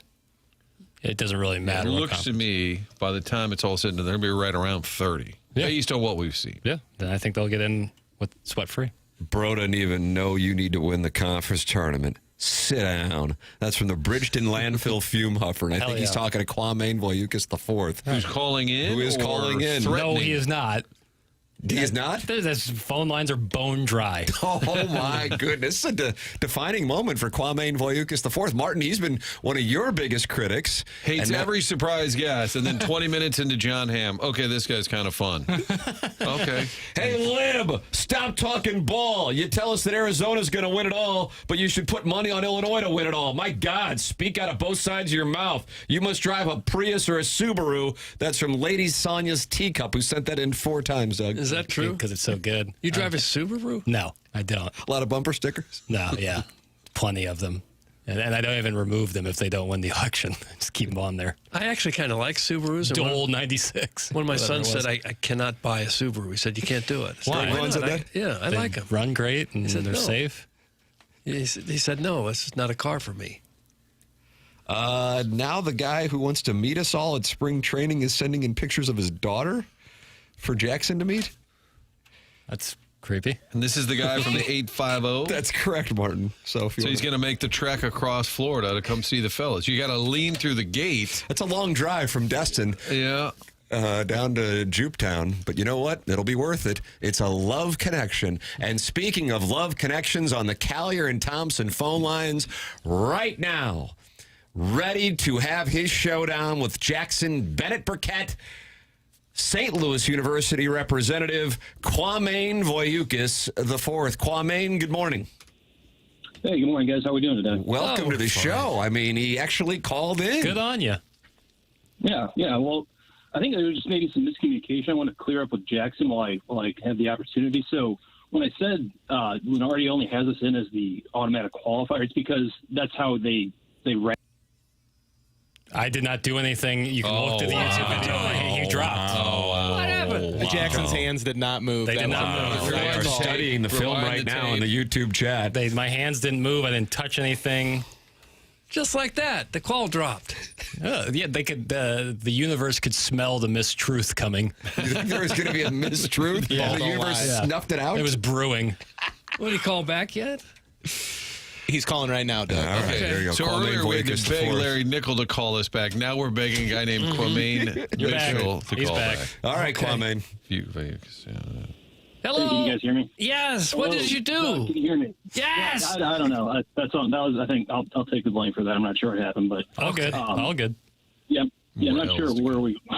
where I dropped off before. You're saying that before he has him as an automatic qualifier because because they're currently in first place. I was fully aware that automatic qualifier has to win the conference tournament. I'm saying they're only listed as an automatic qualifier because they're currently in first place. But if George Mason was still undefeated, they would also be listed as an automatic qualifier. So that's where I was coming with that, if that makes sense. it does. Okay, But- let's make sure we're on the same. Yeah. But like I'm looking at okay, I guess Texas A&M would be in first place. Okay. I'm assuming you graduated from St. Louis U. What year, Kwame, did you get out? I'm a 2017 graduate, Martin. 2017. Okay. Are you related to the famed Ian Vaughn? Yeah, the Voyakis of Holly Hills. Oh, yeah, Holly Hills. Okay. Yeah. So, Jackson, you're about the same age here as Kwame Voyakis IV. Yeah, very similar. Roughly. Yeah. So I mean, I think I'm not trying to tuck my tail between my legs here, but I think I have been coming at Jackson a little hard. I think he's just kind of the representative of the I guess the standard Mizzou fan in the St. Louis area who whenever SLU starts have some national notoriety or gets any sort of success, then there's always kind of these people waiting in the wings, just like waiting to kind of take their shots and say they don't play anybody. So I think I've been a little too harsh on Jackson. I think he's just kind of been the face of the local Mizzou fan. So yeah, I guess we can kind of move past that, and we'll have some good hoops to watch on the stretch here. So, And I couldn't agree more there, but I don't take shots at SLU. When people ask me to compare the two, No, I I have know. to bring up the fact that they just don't play the same level of competition. That's not SLU's fault. I always say that. And so that's why I feel a little frustrated because I say that, I try to be nuanced about it, and I get hit over the head. Now, if it's for comedic effect, I love it. Don't get me wrong. I'm going to be there with you. But if it's anything people questioning why I think these things, I try to explain myself as best I can. My only pushback on that would be Mizzou did play. Take it up with Ken Palm, but they did play a worse non-conference schedule than SLU did.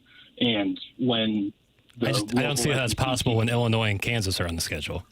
That's to take it up with Ken Palm. Yeah, take it up with Ken Palm. Who's got his number?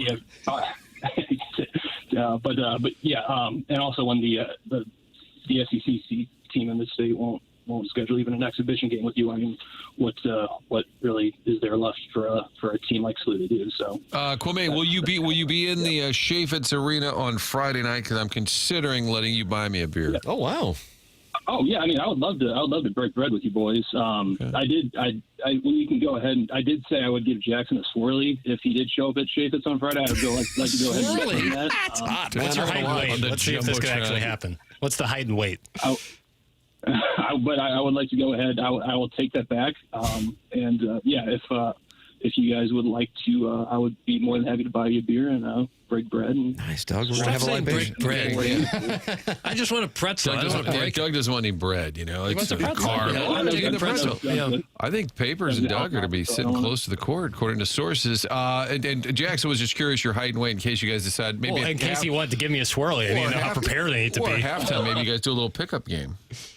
I'd love to play one with Jackson. I'm 6'1", 205. Okay. I think we can. That's a good matchup. Comparable. Yeah. Yeah. Papers, what are you about 6'1" and about 180? Yeah. Okay. Well, I can probably toss him around a bit, but we'll see. Boy, first the swirly talk, and now you want to toss him around. Yeah, but I got long arms, a lot of reach, leverage. Getting randy. Yeah, but we'll see. I know. Did you go to the U High, Kwame? Did you go from the U High to SLU? I did not. I'm loath to mention where I went to high school because I feel like it's just gonna. Where was it? But I went Where to was it? St. Mary's. St. Mary's Southside Catholic. Oh, God bless. Dragon. That's legit Southside. Yeah. That's legit. I'm kind of fake Southside. I'm kind of la-di-da Southside. St. Mary's, that's real. They got a documentary out right now. You went to school with Yuri Collins. No, I did not. Unfortunately, He was a tick I was after on him. before he got there. But but I'm You caught 1 year of our guy Jimmy Cruz, and going to the tournament. Your freshman year, they would have been a tournament team. Didn't Yogi Berra go to St. Mary's? Yeah. He went there, but he didn't graduate. He I love that style. Happens. Okay. All right, Kwame, we're breaking bread on Friday and having libations. Bottle service at Lorenzini's Pony. Absolutely. Good to talk to you, boys. All right, brother. Everyone. Take it easy. There's Kwame Voyukis IV. Tip of the cap for calling in. You respect that now. Absolutely. Mr. Take some Sider stones. said you guys should kiss. Oh, Don't threaten me with a good time. I'm concerned about the swirly threat. Yeah, that would be tough because you'd have to lift me up, flip me upside down. Yeah. And then jam my head into the toilet. What likely is a shallow toilet. Usually you don't see a deep That's what a bowl. swirly is. I wasn't sure. Yeah, and then you flush it. And so then the water spins around your face and neck. Can we stop trying to hook Jackson up with this guy that's in the Flat Avenue boy? That's what his take was, that we were trying to hook Jackson up with Kwame Voyukis IV? I didn't see that playing out. I didn't see it. We already got the guy with the daughter in Destin. Yeah. That's already happening. Yeah, I saw those texts. Jackson's spoken for now. Yeah. Well, I don't want to see you have to suffer through a swirly. No. I guess I'd rather a swirly than a wedgie. Oh, no. Really? No. You guys, okay.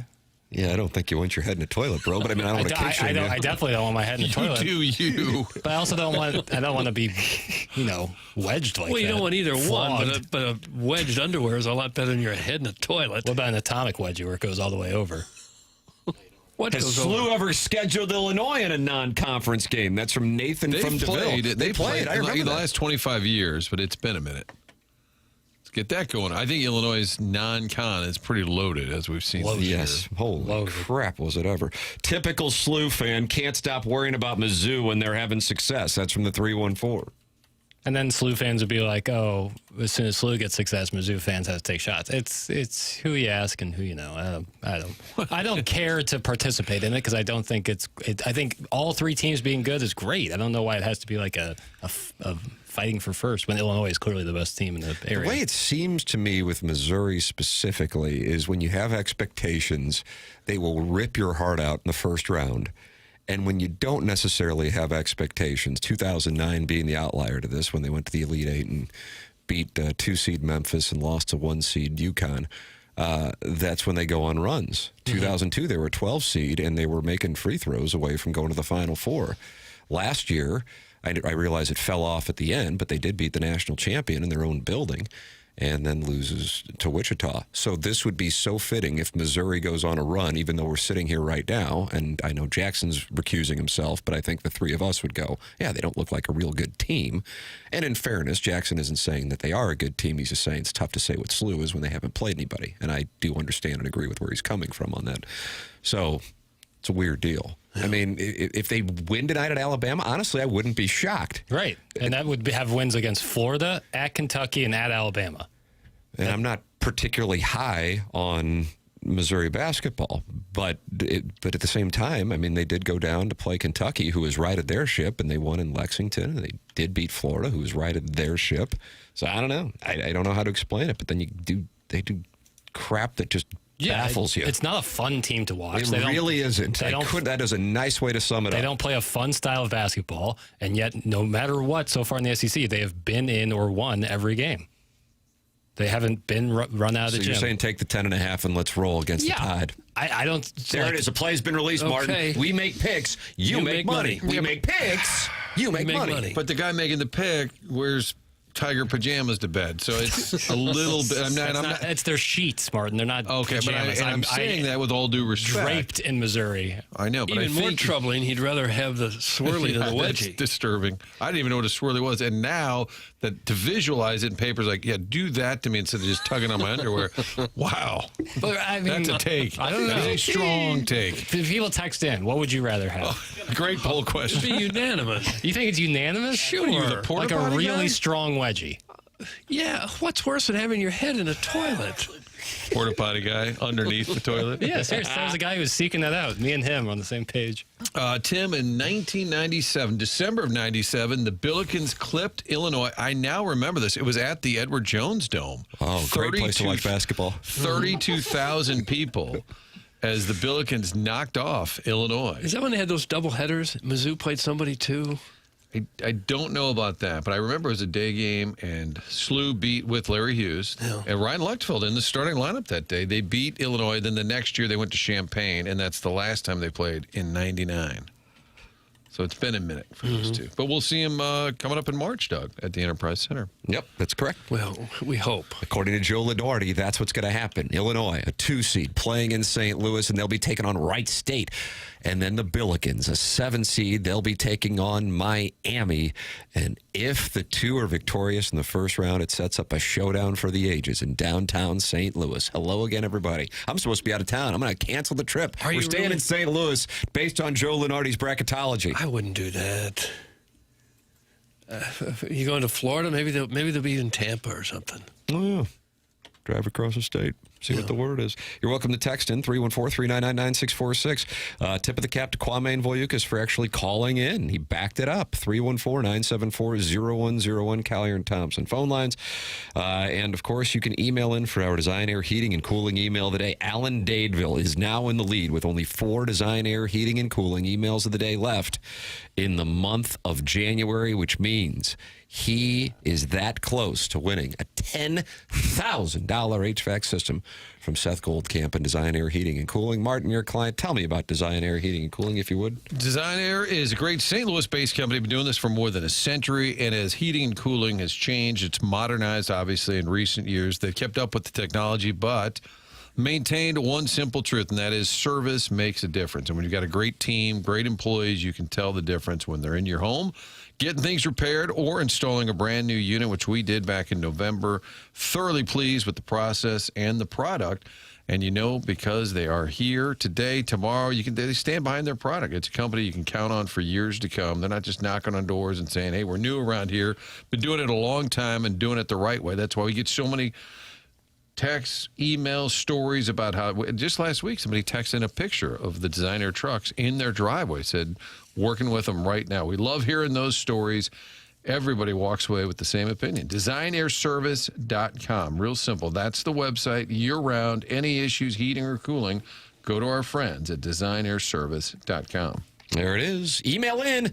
Compete for $10,000 HVAC system the morning after at InsideSTL.com. Alan Dadeville leading Buck Swope in the incel from the other end of the couch by 1 down the stretch we go. The program's called TMA. It's presented to you by Brown & Crouppen on 101 ESPN and the TMA STL YouTube channel.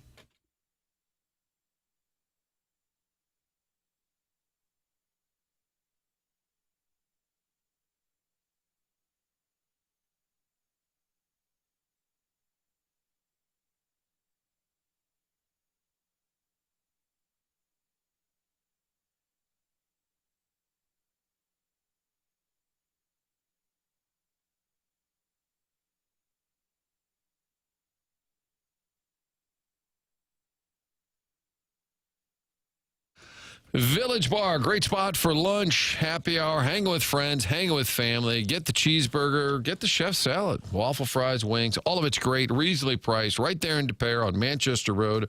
Been there forever, and in recent years, in the barn out back, they started 1879 Distilling. Great website that tells the whole story, 1879distilling.com.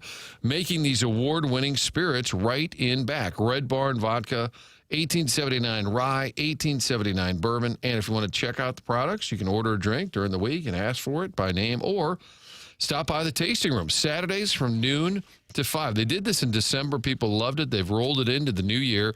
The tasting room open on Saturdays. It's connected to Village Bar. It's right there on the east end. Pretty cool spot as well. A little mini bar. It looks like a speakeasy. Looks like a gift shop. Pretty cool spot. Check it out on Saturdays from noon to 5 and start asking for 1879 around town. When you order a Manhattan, a little vodka tonic, ask for it specifically to be 1879. Again, Village Bar, great spot all the time. And in that barn out back, when you park your car, look at the bar. Yep, that's home to 1879 Distilling, St. Louis, Missouri.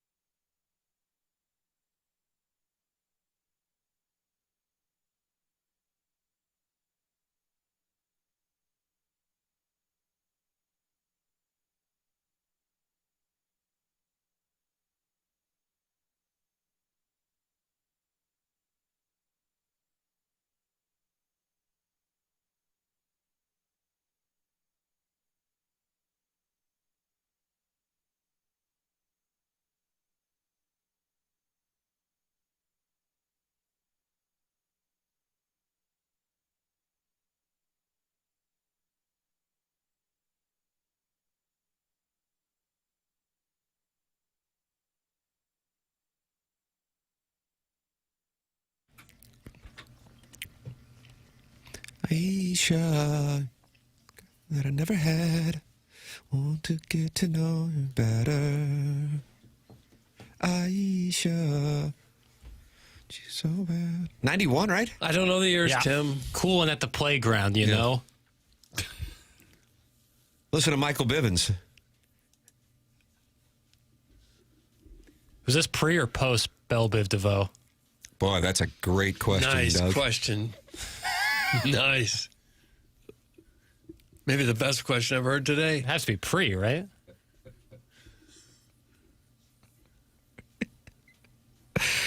Belle Biv DeVoe came out with Poison, and I remember playing in Hoops Plus. Martin, it was Mike Bush's Hoops Plus downtown. And Like a little pickup tournament? Yeah. Like 3-on-3? That's right. Used to have the old Gus Macker around the country. Yeah. And coming from St. Gabriel's, we kind of felt like, well, I mean, we're the favorites. Yeah. And we You showed up with your own ref. With the height that you had on the team. With your own ref. Yeah, he'll be calling the game. and they beat the hell out of us. And that was maybe a little eye-opening. Wake up call. Yeah. Was it under the arch? It was over by where Keener the old Plaza, Mike wasn't it? Shannon's was. Yeah. Okay. Yeah, the old Mike Shannon's. Outdoor or indoor? Outdoor. Wow.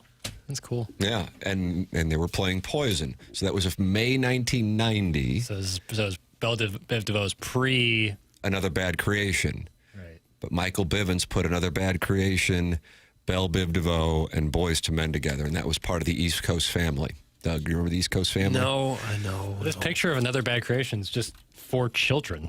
That's what it sounded like. The song Well, you they just were. played sounded like middle school and then kids. and then an older gentleman sitting atop. He's the referee. Somebody had to brought. drive him there. And then That was also, by Michael Bivins. so that's Michael Bivins? Yeah, you don't know what Michael Bivins looks like? No. God, you got to do show prep on this thing, guys. You got to gotta start do doing show show prep. prep. At some point, we're going to have to start doing show prep. So no one thought that was odd that a guy put a band together and sings with 4 other children? Someone has to drive them to the locations. Okay. Fisher Window and Door Store, sponsor of the 8 o'clock hour here on TMA 101 ESPN. I think Jackson and Kwame Voyukas IV worked out their differences in the I'm previous good. segment. Yeah. I got no beef with He's anyone. going to buy us a libation and Doug break bread with us at Chaffetz Arena. I offered him the chance, Tim, to buy us drinks. If it all works, I will allow him. But Jackson wants to get shoved in the toilet. That's the new twist that we heard. Not of. necessarily. Just, We don't kink shame? well, I'm kicking around the idea of like which would be worse. I don't know. Wedgie sucks, man. Well, I mean, yeah, it's not optimal, but given the choice on that or your head in a toilet, I just feel like it's kind of a no-brainer. But if that's your kink, No, Doug's it's not not going to necessarily shame kink. Like, would I have a towel handy? Because if I could dry off real quick.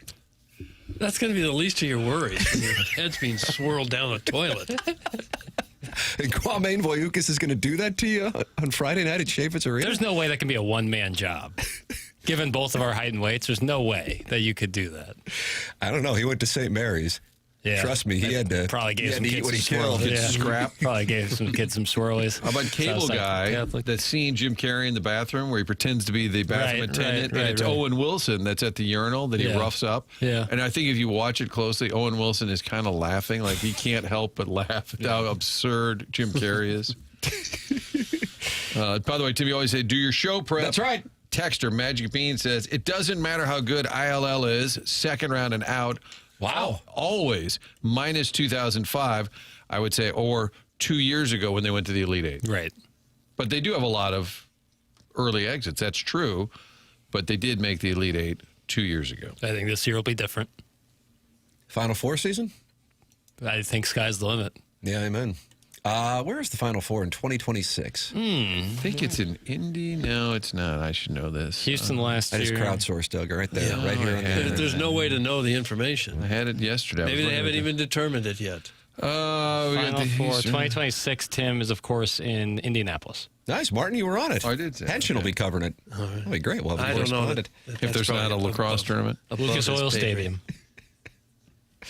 Right up the road for all of us. When Mizzou, SLU, and Illinois all make it, Oh, my we'll do goodness. the show live from, what's that, St. Elmo's? Yeah. Oh, yeah, where you get the Giant shrimp cocktail. yeah. All right, Doug, good news. Mike McCarthy got the job in Pittsburgh, and they're not happy in Pittsburgh that he got the job. But Stephen A. Smith had an idea for who they should hire. Yeah. Take a listen.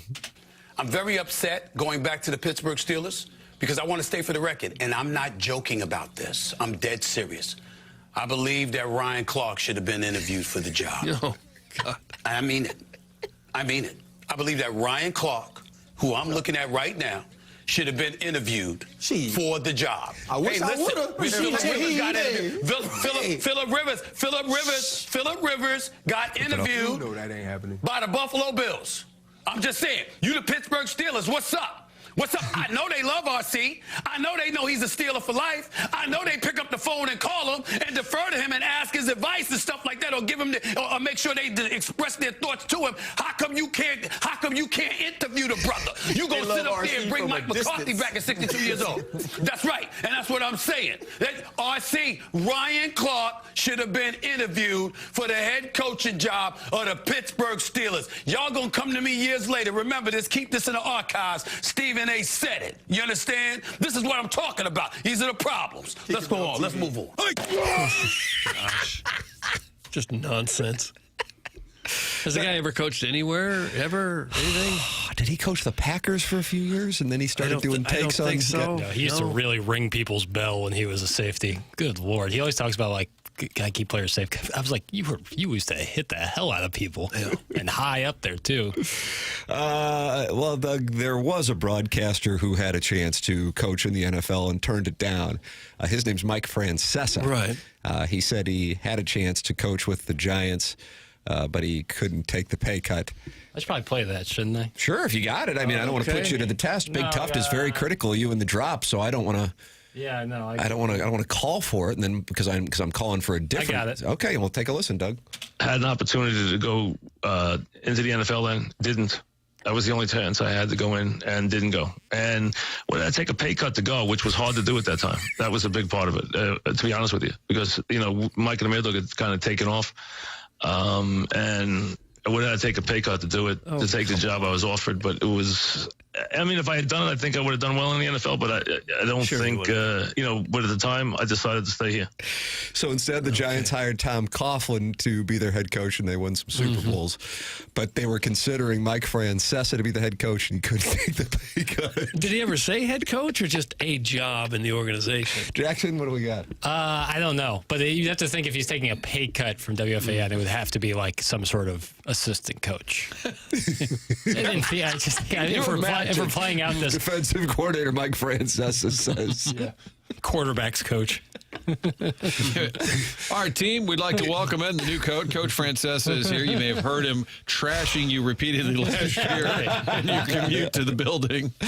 So, Doug, yesterday he was very high on the Broncos and Sean Payton going into the AFC Championship game against the Patriots. And unfortunately, he is no longer high on Sean Payton and the Broncos after the AFC Championship. We've got audio. You'll hear the first clip, which is Friday's broadcast, and then you will hear the post-game show. Yeah. Sean Payton is good at everything. Sean Payton's not going to screw up. He screwed up. He's got to go up 10-0 there with his defense and with a suspect quarterback. He could have gone up 10-0 in that game. Instead, he goes on fourth down, doesn't make it, doesn't even come close to making it, and they do not score again in the game. So tough. That's his guy. Was that the same audio, or was that last week's audio? Said he last week's bumped with. Okay. Here, I'll play it. Here's the breaking point. Sean Payton's not going to screw up. He screwed up. Two different clips there. I didn't know if he was recounting in his own head. Okay. Was it Joe Buck that we had on that made a point out of saying he didn't understand all these teams going for fourth down instead of putting the points on the board? Ricky Prohl said the analytics. It was Ricky Prohl talking about the Bears game, I think, specifically. Right, and Prohl was with us on Friday, and Joe was with us on Tuesday or Wednesday after being down in Miami for the Indiana-Miami National Championship game. And what his observation was, and somebody else was talking about this too, might have been Van Pelt, Stanford Steve on Van Pelt's podcast, is the 6-point lead late in the game is not as good as it might seem, in the sense that at that moment now, as opposed to a team playing for the tie to get in a field goal range, Now you know it's 4 downs. Now you know it's balls to the wall. And oftentimes they feel like they sense that the teams wind up driving down the field and scoring a touchdown, weirdly down 6. And that was what the decision that Cignetti had to make.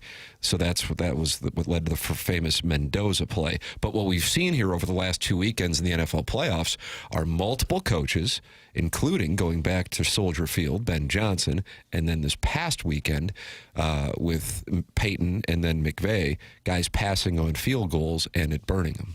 Mm-hmm. Well, that one burned him in a big, big way.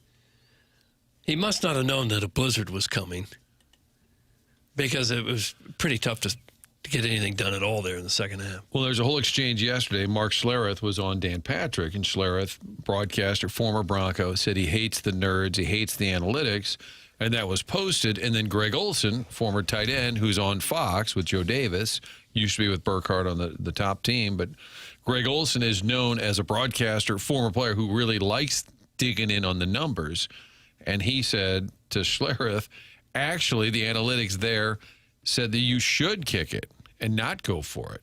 I don't know. I don't have all that. And Olson loves digging in on all of that data. So that would be another reason for Peyton to kick the field goal, because the numbers apparently tell you to do that. Yeah. I think you're going to see a little bit of a correction there, where everybody does the same thing, and then when it all gets called out in one post, now they'll start probably reversing course a little bit. By the way, I was at the gym yesterday, and I looked up on the TV, and it was General Hospital was on one of the monitors. Nice. And it was Stephen A. Smith. And I said, this guy is on every TV possible. So I looked it up. It said Stephen A. Smith has played the recurring character Brick, a mob surveillance expert, on the ABC soap opera General Hospital since 2016. How did I miss this? How does he have time to do all that? I don't know. But I would say it makes sense, because on SportsCenter or ESPN, he's a pretty good actor. So it would make sense that he's on. Mm-hmm. My theory on the Ryan Clark, there's no way he was serious. There's no way. He knew that he was in WWE mode. Yes. Yeah. There's no way he thought Ryan Clark would be the next head coach. Give your thoughts by texting in, calling in, or talking it over in our Michelob Ultra YouTube chat. That's the TMA STL YouTube channel, youtube.com/TMA STL. Subscribe to it and talk it over with other TMA listeners, or it's where you can just watch the program, and you can always go back and podcast this show, courtesy of Jason Gosrow and Schaefer Door Company. Jason is a longtime TMA listener, and he is a longtime TMA sponsor. When the weather is as cold as it is, and it's going to continue to be cold, that's when garage door springs tend to break more often. And if that happens, you have a solution that will take care of it immediately. Schaefer Door Company at SCHAEFER door.com. That's SchaeferDoor.com, and they will be at your house to fix it as quickly as possible. That's what they pride themselves on doing. You can call or text 636-782-3608 to get you the quickest response time. They service all kinds of garage doors for service and new installs with LiftMaster. LiftMaster is garage door openers, and they're strong, quiet, and versatile. They have Monday morning standby service for the doors that break over the weekend, and they service commercial doors as well. It's Schaefer Door Company. Go to SchaeferDoor.com or call or text 636-782-3608. Schaefer Door is a LiftMaster partner. Some news in the sports journalism community, if that's not an oxymoron, as a significant sports operation could be shutting down. We'll have that for you coming up. This is TMA 101 ESPN.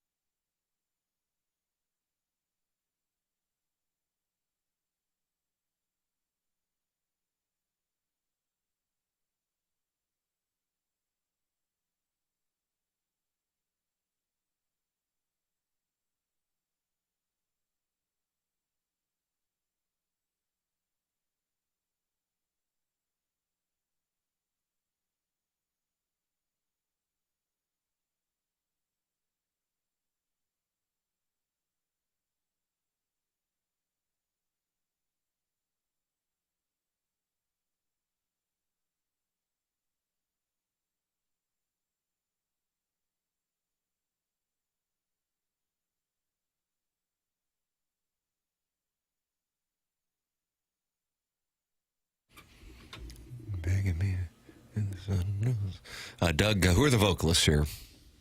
I don't know. Can I have initials? ZBKM. ZBKM. KM.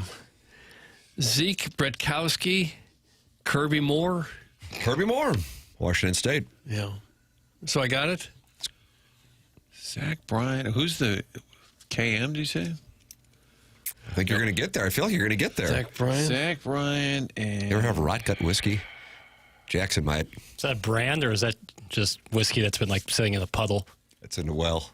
Oh. Second letter on the K. Plastic bottle. Third, the Kathleen McGuire.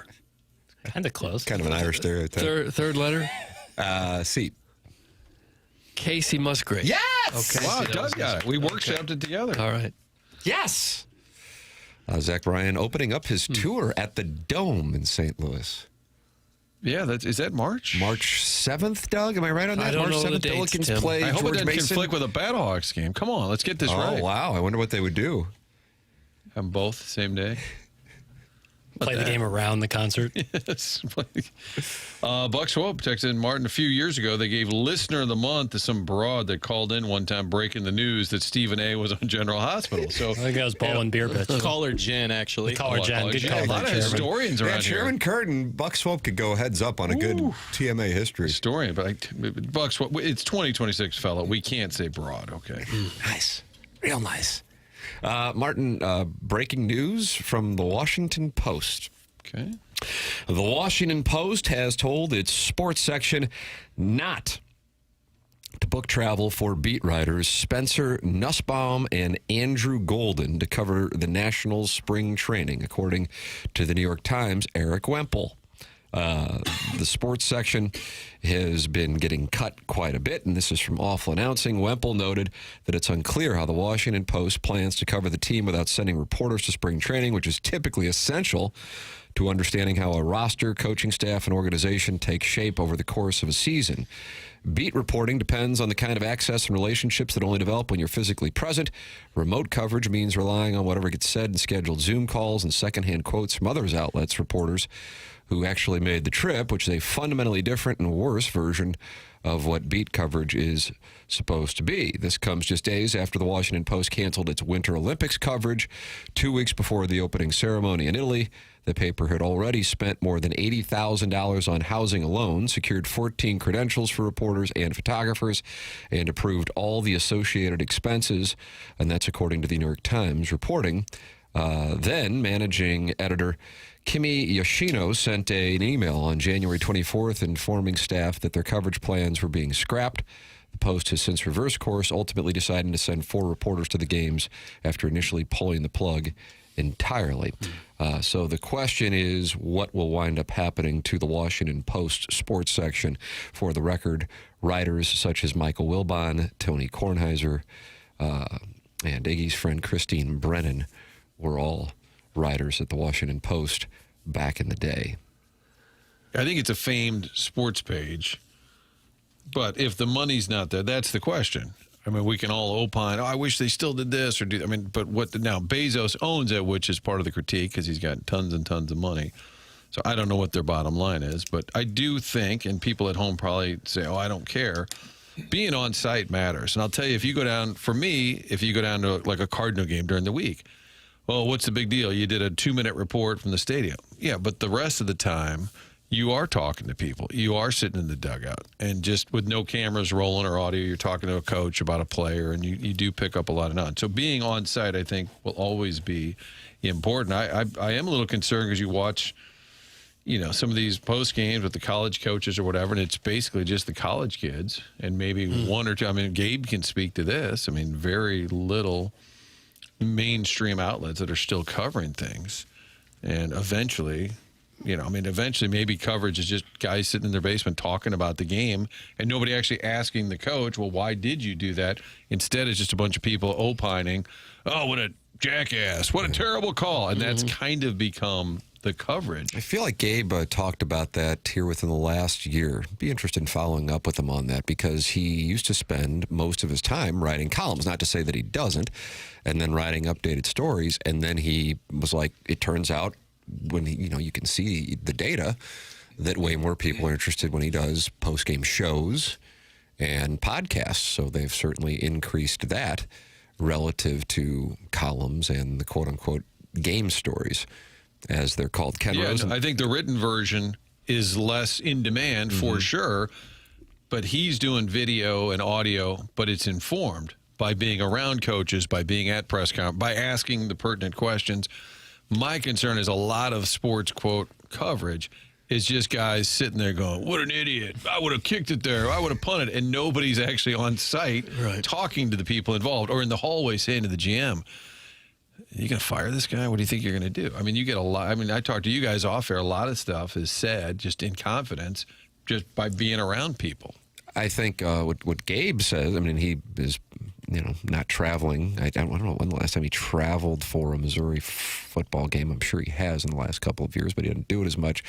And then when you're around the football facility, you're not allowed to watch anything. So it just becomes, the pressers. And it is certainly regulated. That's a frustration too. And I'll say Mizzou football specifically, the access, not only the practice, which wouldn't have affected most of us in St. Louis, the on-site guys, but just in terms of media availability, it's down to 2 times a week. Yeah. I think it's Tuesday. Toughness Tuesday, which is Talking Tuesday, and then after the game, and that's it. And if you think about being, covering NFL, like the Rams, the coach every day, every day on the field. Anybody got anything? Yeah, I noticed I looked like 89 slipped and fell. Like they talk maybe too much. Yeah. And now in college football, they've just scaled it way back. The audience does not care.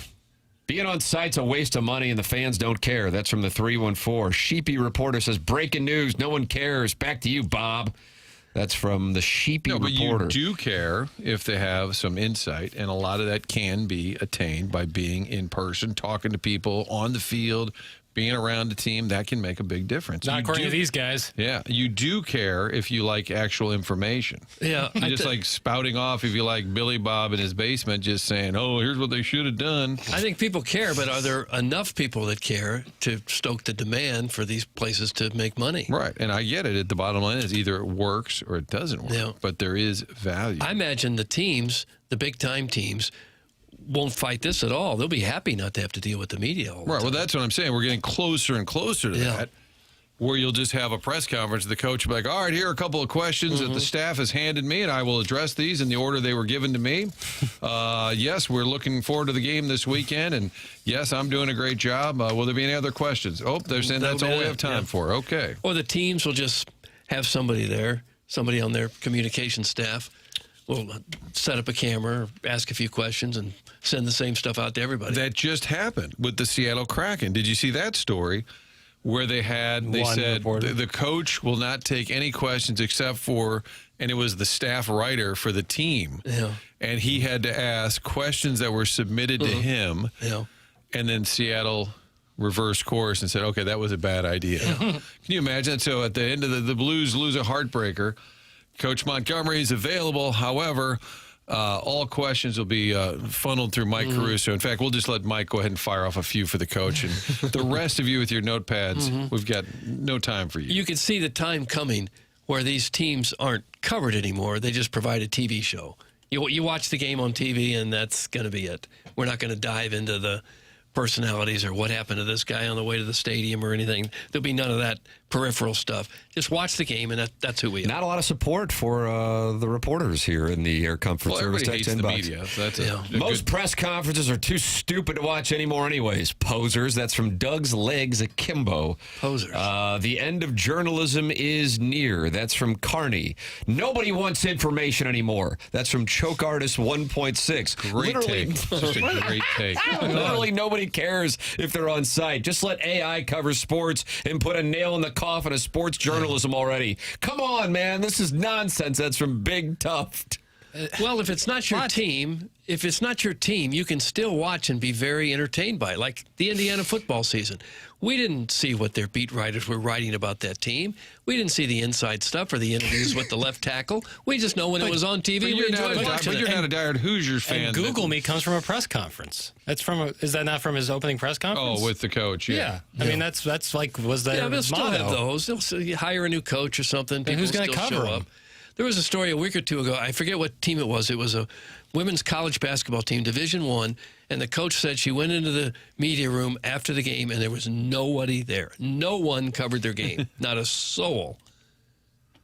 But the teams in the NFL, Major League Baseball, they'd be thrilled with that, to not have to talk and explain everything, not have to spend 30 minutes or an hour talking to the media every day. They'd be thrilled with it. But those lesser teams that kind of need some attention to get on everybody's radar, they're going to suffer. But if you don't produce a product that is in great enough demand, for sure, to drive the money, it's going to go away. We don't care, and we don't need inside information. We have our opinions, and that's all that matters. That's why we enjoy this show. That's from the 314. The last thing you'd want is information or facts to get in the way of that. Yeah. I think they might have been offering a cheeky take there. Say we don't want journalism victory. Yeah. Well, what I'm saying is there is value in being on site, being around a team, being around coaches, being around players. Especially for us on that week in spring training. Yeah, it's nice. Well, that's wait a minute. We may have to walk this entirely back. Doug said, you don't need to be around the players at all. Doug's trip to Florida has just been canceled. No, I think ours should last maybe a month. Different. Not a week, but expanded because so many others won't be there. Right. We'll take on we'll take on the We'll take the bullet for them. Yeah. Guys, we like your show, and other shows like it, but we don't care about asking questions. That's what I'm trying to say. That's from the 314. The media in this town's soft anyways. That's from the Joke Artist 1.6. I don't think working for the 2 Fox is more prestigious than getting a PhD. That's a great Chuck take. And Chuck was so enamored with sports journalism that he got out of the business entirely. And does YouTube. Yeah. Hey, I'm changing lanes here. I agree with Doug. Also, I'm still waiting outside to change the light for you, big boy. That's from Sheepy Reporter. You got a deal with Sheepy Reporter? I don't have a deal with anybody to change the light yet. And no one changed the light in your house? That chandelier light? No. Wow. Can't find anyone to do it. Text line is really hitting in on the state of the world right now. We don't need education or knowledge. We know everything. That's from Mrs. Janny Shanahan. Right. Information be damned. Well, anybody with a cell phone now can shoot videos of people, and sometimes these people get credentials to get down there close, and then they put it on X or Instagram or wherever, and apparently that is enough to satisfy most of the demand for what people want. Lay it on me, Gabe. Martin sounds ancient. Who said that? That's from Doug's Legs Akimbo. I'll continue to get all my sports information from Nevin Shapiro's podcast. There you go. Which is really an easy YouTube listen because there's 0 live reads and no pop-up ads. So I like its future stability. That's from Al in Dadeville. It's like premium content. But there are 2 versions, in my opinion, of sports coverage. It can be entertainment, and you're laughing. These guys are funny because they don't give a rip about anything. They just say whatever's on their mind. And then there's actual information. Right. Why they made that decision, why they hired that coach, why they're cutting so-and-so. Hey, I heard they're going to release this player. You know, there's actual information. And when you hear people spouting off, opining, and they know nothing, and there's times this happens, I'm like, you don't know anything about this. It drives me crazy. And I think as a true consumer of information, you want to hear from people who are informed. I think our conversation we had a week or 2 ago with the Jacksonville Reporter and the fact that Adam Schefter, who would be considered more of the capital J sports journalist, tweeted out like that, what a heartwarming moment, or whatever he said, would be different than if someone who's more in the entertainment side of sports media, take your pick of whoever that would be, tweeted that out. Like therein lies the difference between what you're saying. And the pious reaction to that, she wasn't a columnist that covered the Jaguars. Right. She wasn't the beat reporter. So it didn't matter. No. But then the reaction, which was an overreaction by a lot of the sports media, can be overly pious and righteous. That's where I think a lot of the contempt comes from. And I understand people are like, oh, you guys think you're so necessary. I'm not sitting here saying anyone is splitting the atom by covering a ball game. No. That's not it. But I still think there's value in getting it. Now, if you, I don't want to know nothing about my team ever. I just want to watch and yell at the screen. Okay. I think what's going to happen as these media outlets run out of money to pay all these people to cover the events, the teams will just issue a piece of video or a press release saying this guy's hurt and he's going to be out a couple of weeks, and we'll just have to go with whatever they give us. I imagine that's what the near-term future. Sports. There you go, folks. That's what it'll be. Because you still, if you have a TV news operation or a newspaper, you're still going to want to have content, but how much are you willing to spend to get it? If you could get some content for nothing, would you prefer that over great content to spend a whole lot of money? And I think because of the economics of where the media is right now, they're going to take some content for nothing. Well, then you don't understand pitching, and that's okay. Say that again? I'm sorry? I'm sorry? We're going to miss that kind of thing for sure. We're going to miss it. This is what people are signing up for. Mm-hmm. The players aren't going to miss it, but we're going to miss it. The players will be jumping up and down happy that there's no media around them. I saw a story that the Jim Irsay death is being investigated by the FBI. Yeah. And somebody pointed out, that story broke in the Washington Post. Yeah. How about that? So journalism is not entirely dead. And believe it or not, a lot of people consume information that's from a journalist. Yeah. Well, I don't need any journalism, but they're getting a lot of their details that are actually from somebody who did the work. But there's an economic realization about it, just like anything else, supply and demand. And if there is not a demand for it, the supply will dwindle. And that is why salaries, for the most part, in our industry, continue to decline and have over the last quarter century. And unless you have an impact, a material impact that's irreplaceable to a company's bottom line, you are replaceable. You can bitch about it and get your likes on social media when you get whacked. But the reality is, if you don't drive revenue, you're replaceable. And that's the reality of our industry. So that's why you see more podcasts than straight reporting. Me personally, I'll take HBO's Real Sports over a podcast any day of the week. But guess what happened to HBO's Real Sports? It's gone. And podcasts keep popping up. Now, how many are actually bringing in material dollars? God, I would say 0.1%, where somebody can actually live decently in the United States by doing a podcast. But that's where it's shifted. I mean, I miss the days of picking up the Post-Dispatch and reading Bernie Miklasz, Joe Strauss, and Brian Burwell. That's how I started every day of my life for about 50 years. It was the best. But, times change and you adjust. Unfortunately, the adjustment has come, and I think one of the absolute problems that was really nobody's fault is when things changed, were the mid-1990s, when newspapers didn't know what to do, when the internet came along, and so they just made the content free online, and that set the readers' expectations that they shouldn't have to pay for the work that was being done by the reporters and the publications. And so then, years later, when they wanted to charge for it, people thought, well, that's absurd. And so now they're in models where they're begging people just to stick around and pay like $3 a month for it, all in the hope that they will aggregate enough data that they can spin it off to a conglomerate who, once they acquire it, they will then cut those salaries and have a shell of it and really only value the data they collected from the subscribers and not the actual journalism. That's the reality of our industry. You might not like it, but that's the name of the game. So if you can't drive dollars to the bottom line, I suggest switching careers. Well, and that's why I wouldn't chime in on the Washington Post covering the Olympics or not covering the Olympics, because that's for them to know whether bottom line, whether it makes sense for them. But I think if you just start, it sounds like you're whining, oh, the Washington Post was once a great sports section. I'm sure it was. That's, the Parkmore was a fun restaurant. It's gone. I mean, great mashed potatoes. Really good mashed potatoes. Right by CB, Martin. Yeah, down you can on walk Block down West. there, get a little something after school. I think in the view of a lot of people that are decision makers in the media, they would rather hear the sports writers or the sportscasters spout an interesting opinion than give a factoid on somebody. For sure. No, and opinions move the needle. We see that. The hot takes, most of them are invented opinions or just kind of hot air. But it's nice when those opinions are based on actual insight or knowledge. That's what I'm saying. Yeah.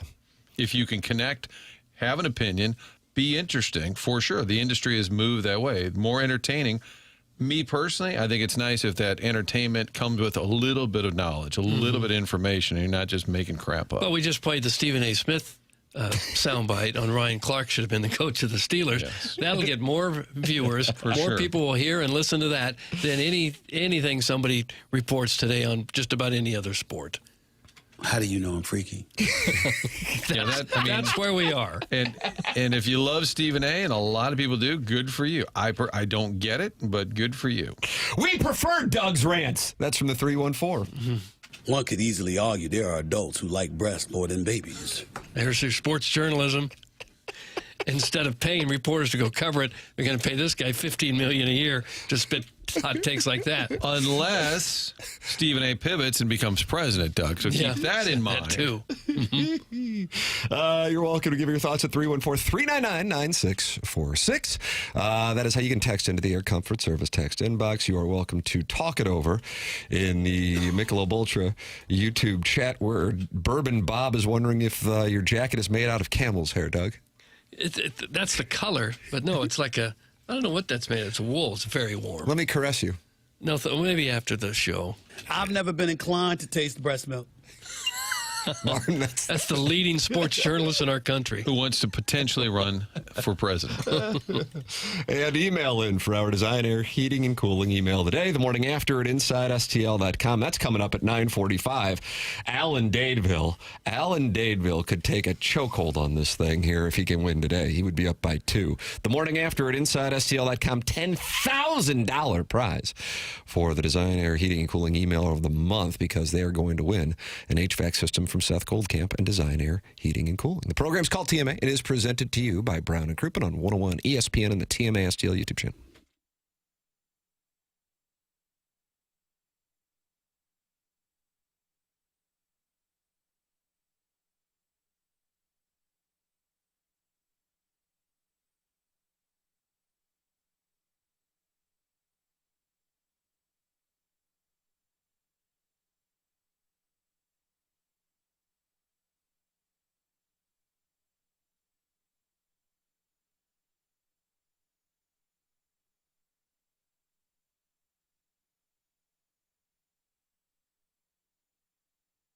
In the market for a new vehicle, AutoLoanPro.com. That's the website to head to. They work with over 50 different lenders. There's a difference between vendors and lenders. They can make sure you're going to get the best rate possible, little to no money down. They do that by hustling around and finding you the best deal. How? With those 50 different lenders. They've got the vehicles right there online, and they know making that large purchase with financing gets complicated, especially if there's a hiccup or two with your financial situation. They're going to help you get that vehicle and also help educate you. They do that by putting the free playbook right there on the website, AutoLoanPro.com. You can download that playbook. It'll educate you and also get you the car of your choice in the future. They're part of the Lita family. Financing a car, only thing to know is to choose the pro, Auto Loan Pro, because anyone can tell you the car. It takes a pro to do it right. So don't worry, whatever the situation, whatever those circumstances are, they'll get you into a new vehicle. They'll help you get that credit back on track. It's AutoLoanPro.com.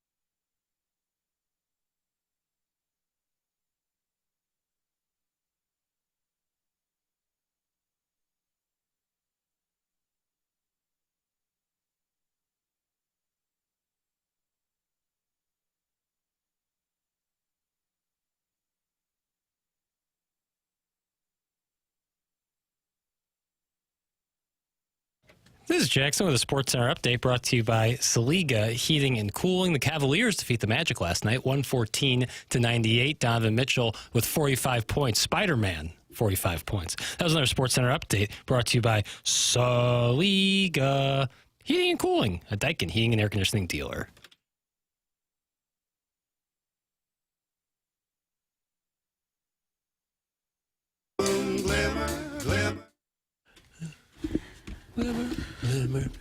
This puts Doug in a good headspace. Good.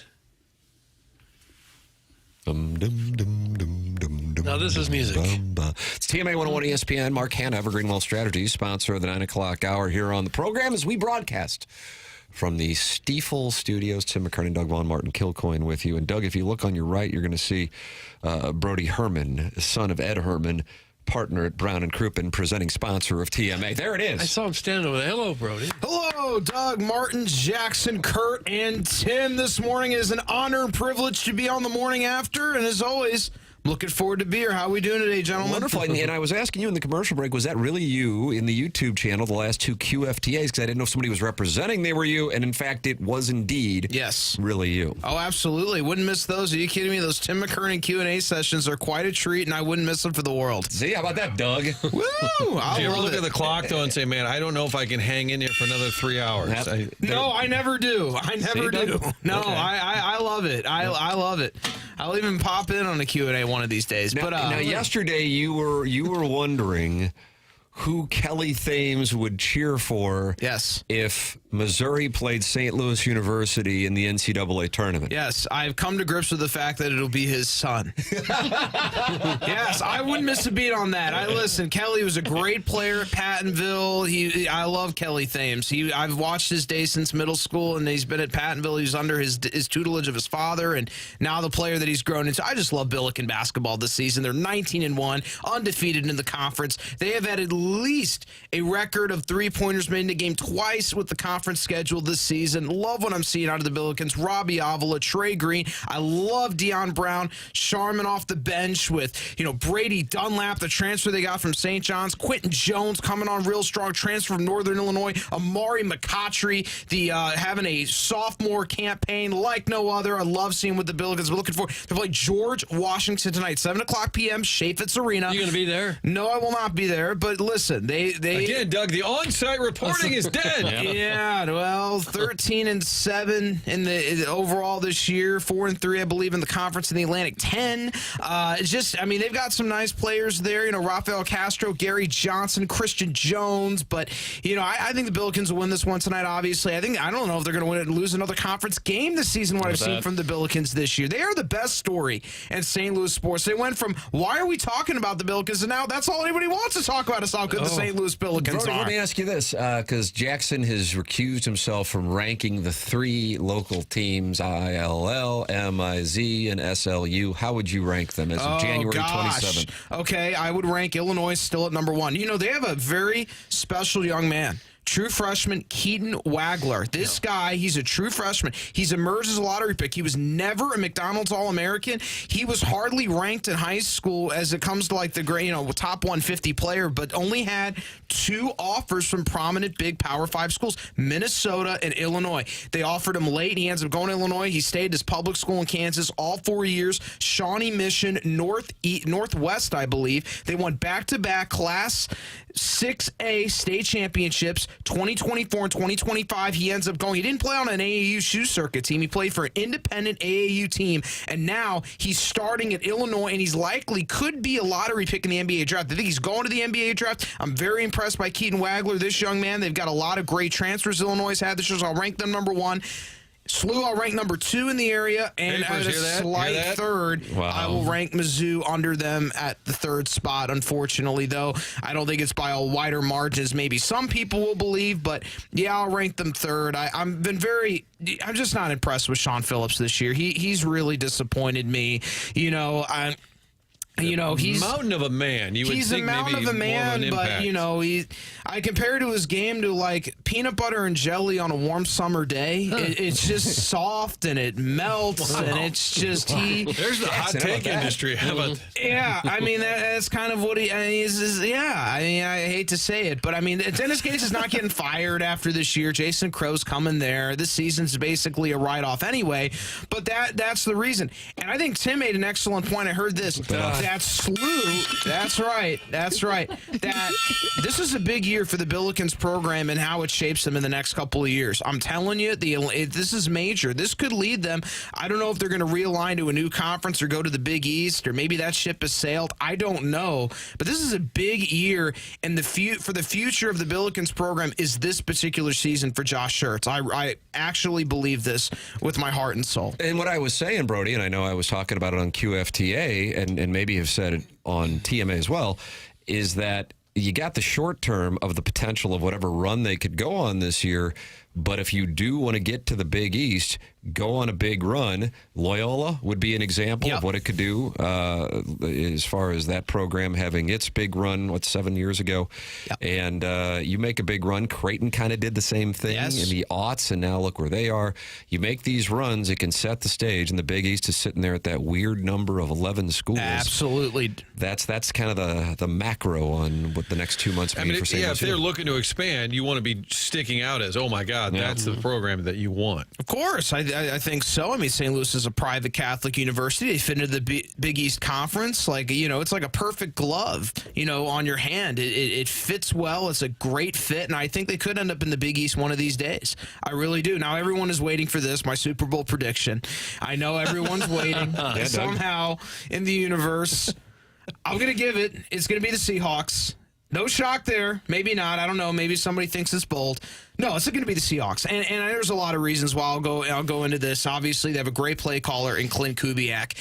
They're going to run a lot of stretch in the boot. The running plays are going to run. They're going to run the ball very effectively with Kenneth Walker in the stretch. Everyone has to be at the point of attack. And then you've got the boot, the wide receiver play where you have one wide receiver going deep. You have an intermediate wide receiver, and then you have a wide receiver kind of in the short term. You have 3 level patterns there, 3 crossing patterns going into it, and they cut.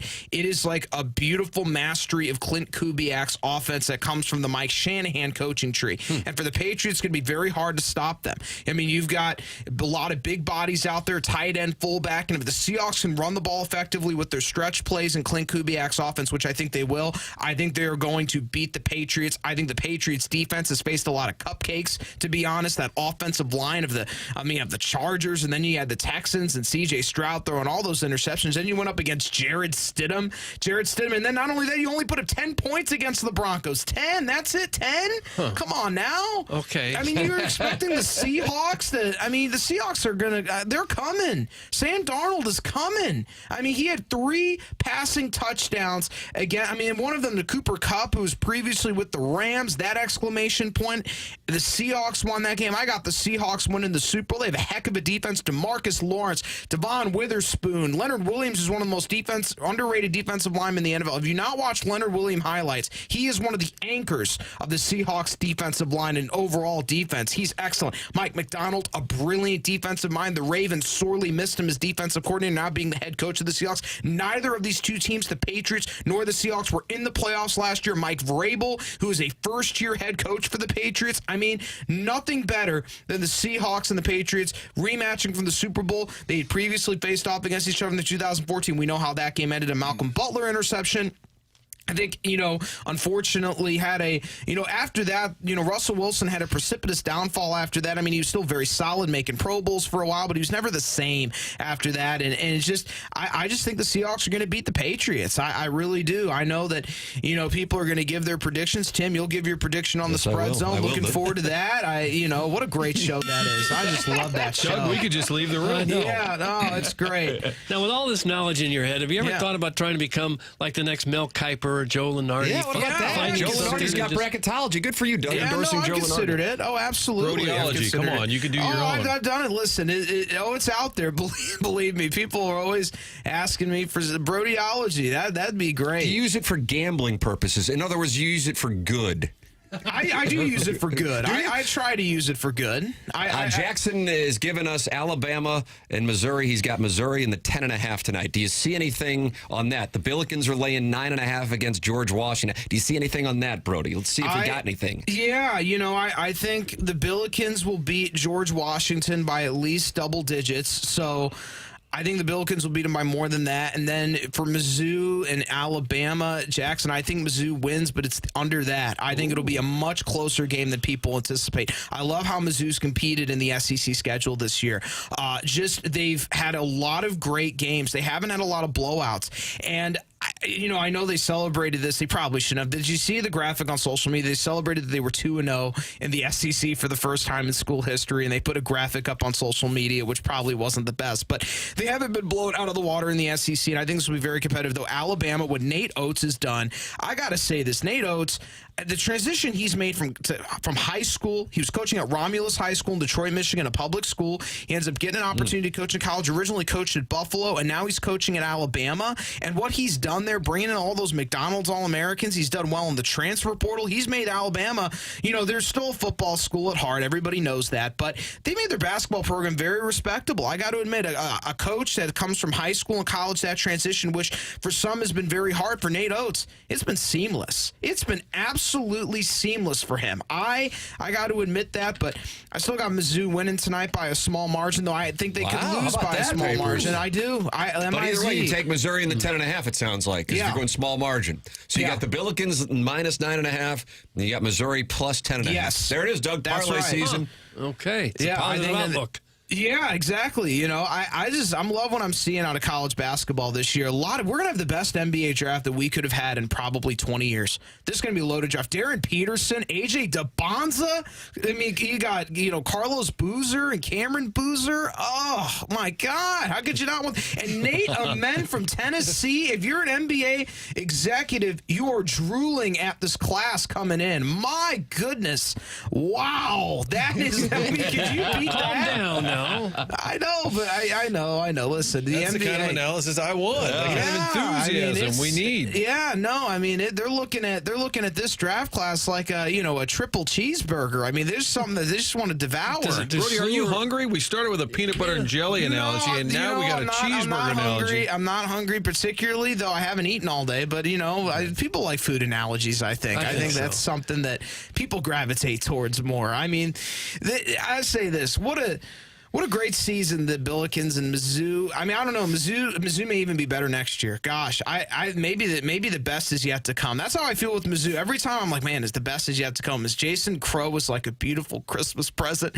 that's coming down the tree in the morning, and you're there like a Christmas cookie. You're counting down to Christmas, sure, and you're getting it, and you're like the kid. You're like, Mom and Dad, I want whatever, like a big train set or something, and that's what Jason Crow is for Mizzou fans. He's like the Christmas present that they're all waiting for, and that's kind of what it is. And it's and this year it feels like the countdown to Christmas or whatever holiday you celebrate. I don't know. It could be a Hanukkah present or whatever it is. That's what Jason Crow feels like for the program. And not only that, it gets even better because Tony Bryant, and you've got Hayden Chronister. It's like a miracle unfolding in front of your eyes. It's hard to describe what has happened with this recruiting class. I don't know if I'll end up being well or not. I don't know. Jason Crow may end up like Michael Porter Jr., and it just may dissipate in front of our eyes. And, he'll go to the NBA in a year anyway, but I would like it to be a little more than that. I want a little more from the pie on that. That would be awesome. I just would love it. Pie. Now he wants exactly. pie. Food analogies. I'm telling you, now everyone's coming up with food analogies. Listen, you got to have some fun with this. I mean, come on, food analogies,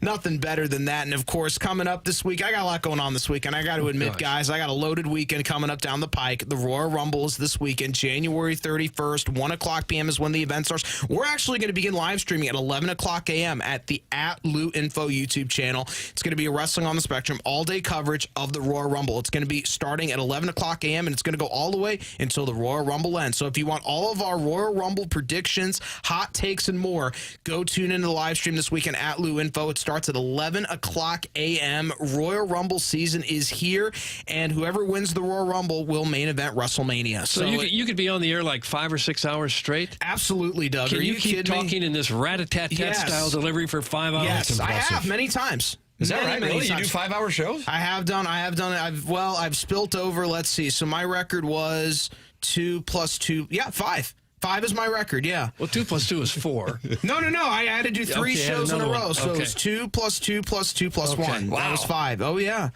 Yeah, that was a record. I'll admit that was it. I wouldn't say that was a long day. It felt like 5 minutes to me. I came after that. I went off set, and I'm like, man, that felt like 5 minutes. 5 hours. 5 hours felt like Without 5 taking a minutes breath, to me. probably, huh? I was out of breath a couple times, and I had to drink some bottles of water. I'll admit it to keep up. But I'll tell you that was a blast. I enjoyed every bit of that day. Just that was awesome. I'll admit that was a fun day. I loved that day. That was awesome. Wow. Chomping at the bit, but that was great. I'll admit it though. It wasn't as tiring as you may think though. I enjoyed that 5-hour run. Did 3 different shows, which I couldn't believe.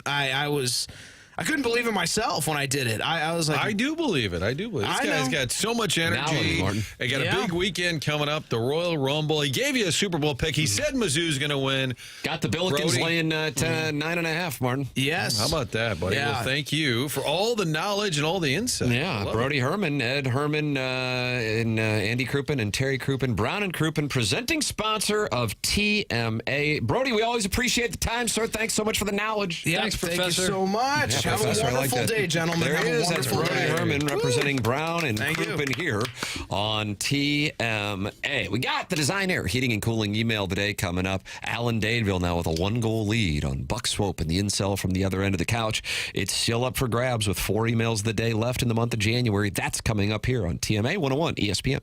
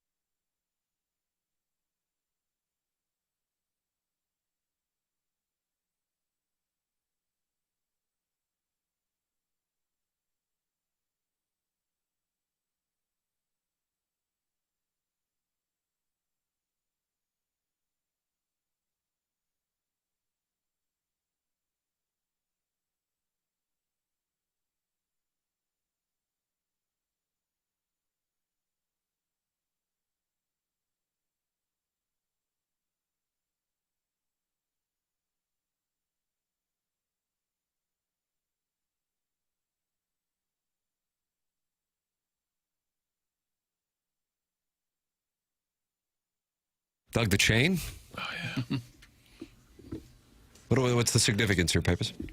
No significance. Wow, okay. Just kind of you're playing your favorites. I'm just kind of letting it flow through me. No? And Lindsey Buckingham was dating Stevie Nicks, but Christine McVie was married to John McVie. But everybody was sleeping with everybody, kind of like this show. So Mick Fleetwood was exactly in the like mix. this show. 2 and 2 and 2 and 1 equals 7. Just saying. That's Sharon and Clayton. I have no idea what that means, Doug. Well, but Brody was adding up some of the things, the hours that he got was it. Wow. I thought she was doing like code from Sanibel. No. Like Good math, Doug. on. I did. I asked him if he could keep going for 5 hours, and he said, I did. 2 + 2 in 5 hours. I said, well, that's 4. And then he started doing more complex computations. Yes, he was. Knowledge from Brody, who has given us a play. And the play is take the Billikens and lay the 9.5. That really pissed off Jugs in D.C., the George Washington grad in the audience. And take Missouri and the 10.5. And Jackson, you have released how many stars on Michigan minus 10.5 tonight? It's a 3-star play. It's a 3-star play. Yep. I thought you said there was not a number high enough for you to take Nebraska and Danny Nee. Yes, correct. 3-star play. Oh, fair enough. It's a scale of 4. After Brody got done spitting out all that information, we got this text. Doug, that's what show prep sounds like, ass. That's hurtful. My goodness. Let's see what I got here. This is the audio you were talking about, Martin, with Schertz and the Bonnie staff talking about the court storming. I had never heard this. This is the Schertz pregame speech captured by the Billikens media folk. The ability to do your job regardless of circumstances. That's your mental toughness. Little Nevin effect. The event staff's meeting. Right? The event staff, what they're meeting on is how to handle the court storm if they win.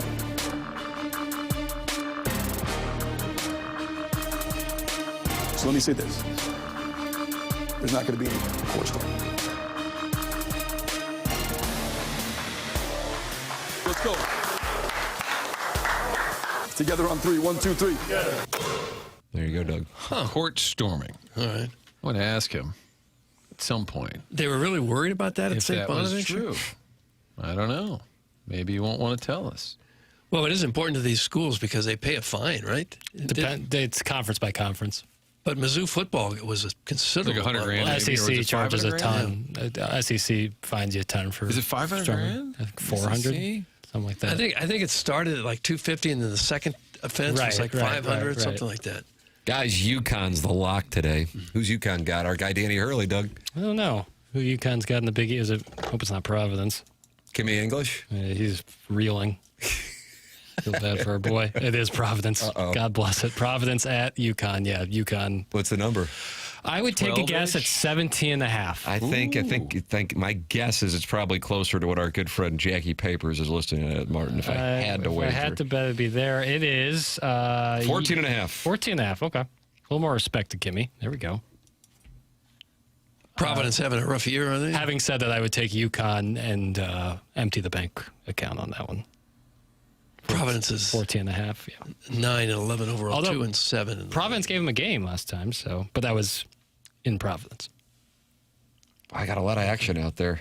I'm betting a lot of parlays. That's what the great gamblers do, though, man. Yeah, no. The great gamblers, they parlay and they tease. And then they talk about it on social media. Right. That's the winners tell everybody where they're playing because then it can move the market to give them unfavorable odds. That's the move. And then go to the casino and have them change all the TVs to all the different games that you're wagering on. And say, nobody bother me. Nobody bother me. All right, there's another bullet fired. Parlay, Doug. Yep, there's a sharp sitting next to you. There's a sharp sitting next to you. It's a 2-screen kind of night. With Slow you and going Mizzou. double screen? Yeah, with Slow and Mizzou tipping off at the same time. How do you do that? You bring a second TV in? He's got 2 TVs. He's Ledoux. Oh, you Central Corridor butt ass. One's my little college TV that I had. It's perfect. Doug, should I put 20 on Mizzou plus 10 and St. Louis U minus 10? Thanks. That's from Ironhead. Yes. Well, you should do whatever you're comfortable with. Just do whatever you're comfortable with. Always bet responsibly, but I like that play. Jackson, would you rather have English or Gates as Mizzou's head coach? That's from Dada. You know him formerly as the Blues Cup-winning goaltender Daddy Padre. Currently, I'd rather have Dennis Gates because he's the coach of Mizzou. And I don't want, Fellas, we have an auction gala this weekend. Did he say gala or gala? I usually don't say either. I guess gala if I had to say one or the other. I don't get invited to these. I got an auction going on this weekend myself. Meat and potatoes. Meat and potatoes, yeah. Fellas, we have an auction gala this weekend to support upgrades to the Martyr Dome. Since there currently isn't a puppy being auctioned off, any way we could auction off you boys like livestock. You've done it before to supplement free putting green access at cash grab golf tournaments, so this one is actually for a good cause. That's from Carlos Spicehooner. Doug, do you want to be auctioned off for St. Justin the Martyr and a new roof for the Martyr Dome? I was auctioned off once in college in a fraternity. They took us, some sorority was having a charity, and they paraded us around like meat, and then they auctioned on who they wanted us to, what guy they wanted to come and do the work for them. Oh, I felt so cheap. Bring gas. Jackson, which TV will you be watching the Blues game on? That's from MD 2020. Ooh, yeah. Oh, it's a 2. I only have the 2. How about your phone? televisions. Set your phone up. Yeah, that's not a bad idea. Nah, I got to conserve power, weather out there. Keep it plugged in. It's tough. My phone, the connection doesn't work all that well. You got to leave it sitting there. It sucks. I only have the 2 TVs. Gosh. Yeah. I would take the coach at St. Gabriel's over Gates. That's from the Gray Summit Gray Goose Guzzler. You can't get the coaches at St. Gabriel's. They're not walking away from Thank you, Martin. Right, yeah. The program builders there at St. Gabe's. Why does Jackson look like Eminem in prison? That sunlight is doing him wrong. That's from the Forest Park Tree Mulch Monster. Why do I look like Eminem in prison? Well, it's got a screenshot of you. Yeah, and then there's stripes of the light on the shadow of your stocking, your TMA stocking cap. Got you. Okay, it does the picture actually does look like prison bars. Can't control and you do that. look a little like rabbit. Yeah, like I'm in the clink. Hey, James Carlton has Jackson Burkett / Marshall Mathers as a client now. Not in jail with James Carlton. No, you're not. 314-961-4800 go online at carltoninsurance.net. James Carlton was in studio yesterday. Great to see him. And he has been my insurance agent for 7 years. He's been advertising on our shows now for close to a decade. Jamie Rivers made the switch. Brandon Kiley made the switch. And now Jackson Burkett has made the switch. I recommend you make the switch because you can save money. And that's really what it's all about. Some insurance agencies are going to take advantage of the fact that they know that you're not going to look around, and then they're going to get you, and they're going to get you real nice like. You need to look around, and James Carlton is where I would look. 314-961-4800 or go online at carltoninsurance.net. If your insurance costs a leg and an arm, call James Carlton, State Farm. Design Air Heating and Cooling. Email of the day is coming up next. This is TMA 101 ESPN.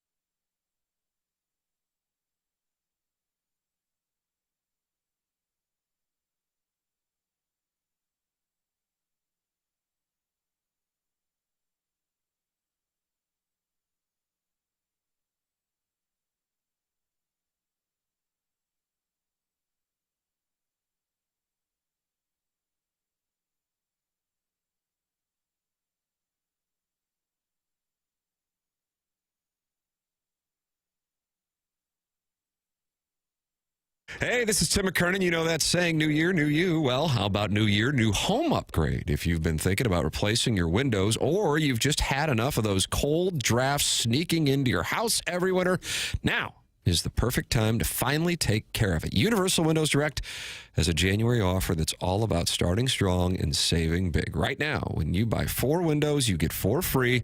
It's one of the biggest offers they've ever done. And with 0% interest financing for 60 months, you can spread out your payments over 5 years, same as cash, without a penny of interest. But wait, it gets even better. You'll get $1,000 off your entire project, plus a little something to look forward to, a vacation voucher through Destination Motivation with every purchase. That's right. You'll go from winter chills to a warm getaway on them. So if you are ready to start the new year by finally checking this off your list, call 314-334-2522 or visit universalwindowsdirect.com to schedule your free estimate. Buy 4, get 4 free, 60 months, interest-free, $1,000 off, and a warm vacation to look forward to. And like me, you'll be saying, I love my windows.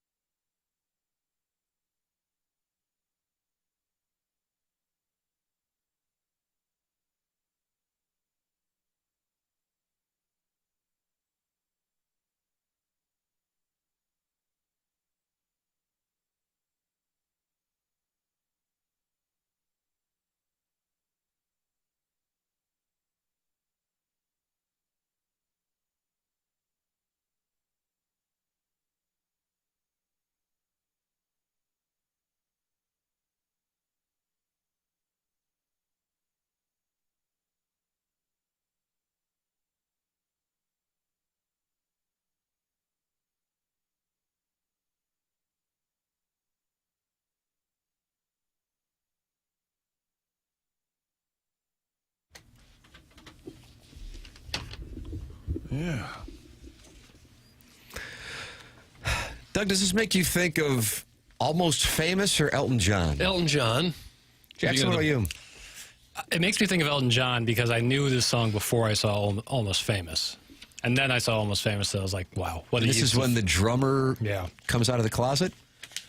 Or was that on the airplane? I think that was on the airplane. I don't know if those two were Spoiler alert, related, but geez. it was Bus ride. impactful nonetheless. And Cameron Crowe won the Oscar, and he said, this means a lot because if you didn't like it, it would hurt because this is my story. Yeah, I love Cameron Crowe movies. Mount Rushmore to Cameron Crowe. Jerry Maguire. Starring Janine Garofalo and Renee Zellweger. It wouldn't have made my Mount Rushmore. Times. Fast Times, Almost Famous. What do you think of that Vanilla Sky? Kind of out there. Cameron Diaz and Penelope Cruz and Tom Cruise. No relation. I'm not like the world's biggest Cruise guy. Okay. It's not really my guy. But you just named Jerry Maguire. I can play the audio back. I know Jerry Maguire is like by far his best performance. You made an exception. Yeah. About Risky Business. Guido the Killer Pimp, Martin? Rebecca De Mornay? Why do you hate Top Gun? Nice. Yeah, you were just talking about how you use that volleyball scene. I do use it. Rebecca De Mornay kind of reminds you of one of the Arquettes. Well, you just got drowned out by the music. Oh. Pot him down, Mookie! Pot up, Elton. Vanilla Sky can go on there. I don't mind that. I wish Cameron Diaz would do more. She did Gangs New York, and everyone was like, "No thanks," and that felt wrong. What happened? She just missed. It is not the right casting. Is that right? I don't think so. I don't Did you think have a Leo problem was. with I don't think Leo was great in that movie. I don't like it. Daniel Day-Lewis, Bill the Butcher. He's acting circles around everybody. Bill the Butcher, Bill Cutting. Name. Some less than progressive takes on race, but Progressive takes on race. Well, less than the title of this segment. There's a tough scene where they're walking around the parade after the end of the Civil War. He's not too pleased. Doug, we'll have more progressive takes on race coming up in the 10 o'clock hour. But now it's time for the Design Air Heating and Cooling Email of the Day. Music would be nice right about now. Wouldn't it? Sure would be. Hit the music, Alan please. Dadeville is your leader. Only 4 more of these left in the month of January. Huge moment here on this show and a $10,000 prize. Talk about no contest. TMA and Tim. Maybe this show should look into pay-per-view and offer signed Doug underwear as prizes. No. And now my ranking of show hosts. Drum roll, please. Number 5, Chairman Kurt. Number 4, Martin. Number 3, Jackson. Number 2, Doug. And number 3, Tim in the United States of America. That's from Manifested Mercy. Manifested Mercy. He's new. As the pink El Camino power slid into my neighborhood on the compacted snow, I was fearful I had made a mistake. But once the strapping gentleman with salt and shovel started vengefully attacking the snow on my driveway, I knew I had made the right call. Dougie shovel daddies don't mess around, like an impatient doughy afternight in line at Dairy Queen. Even in the frigid cold, they proudly displayed their boy shorts for my neighbors. I'm glad I paid extra for the flamethrower as well. It was like a slow-motion Top Gun volleyball montage as the glare from those raging embers glistened off their chilled yet sweaty bodies. Having gone to private school and not doing manual labor, Dougie Shovels Daddies is a service for which I'll gladly pay double next time it snows. That's from the Crestwood Coyote. Okay. Crestwood Coyote. Hey, guys, last night after braving roads that were about 90% plowed, I made it to Chick-fil-A. I was surprised to see Jackson and his dad enjoying dinner. After Jackson finished his kids' meal and licked his ice cream like some type of lizard, I was even more surprised to see him enter the kids' play area despite being roughly 23 years over the age limit. After his dad issued 4 separate "we're leaving in 5 minutes" warnings, he was finally told it was time to go. Jackson then proceeded to throw one of the biggest temper tantrums I've ever witnessed. To no one's surprise, Jackson's dad eventually got him to agree to leave after promising a trip to Target to pick up a few Lego sets. That's Gen Z, everybody. Respectfully, the Hunchback of Vaughn Castle. Hunchback of Vaughn Castle. Oh, these snow plows make me happy. The sweet sound of a heavy metal scraping concrete and asphalt. The angled blade making short work of these 6 to 8 inches across the metro area. The main roads, then arterials, all the way down to my lovely cul-de-sac. Blinking lights brightening the night sky as these plowboys get busy. I truly love when my neighbor leaves his 2-door Chevy parked on the road only to get buried in 4 feet of snow post-plow. Suck it, Jerry! Park in your driveway! Thank you, MoDOT, for teaching Jerry a life lesson. He won't dig out for a week, and it's well-deserved. All our roads are special and deserve a thorough, coarse scraping, but I have a personal affinity for the 70s as they get us around this crazy town. I-70, 170, 270, 370, and the lesser-known and oft-ignored 870, the Jeffco connector for the Fats to quickly get to the KFC buffet in Afton. They call it the Greasy Feeder Road for a reason. Keep them clean, boys, and if we get hot, we might just be snow-free in a few weeks. Doug, that's from Bro Fallon. Bro Fallon. Misconnections, Hooterville Semi-Regional Airport. 10 a.m. I was walking towards the Dunkin' to get a coffee. You were in line at Shake Shack. It was breakfast burger season. Your attire confirmed this is your home airport. Fable Tick sweatpants. A touch baggy because they don't make a 46 by 24 anymore. Oh, that's a hell of a measurement. Would that be a Weeble Wobble?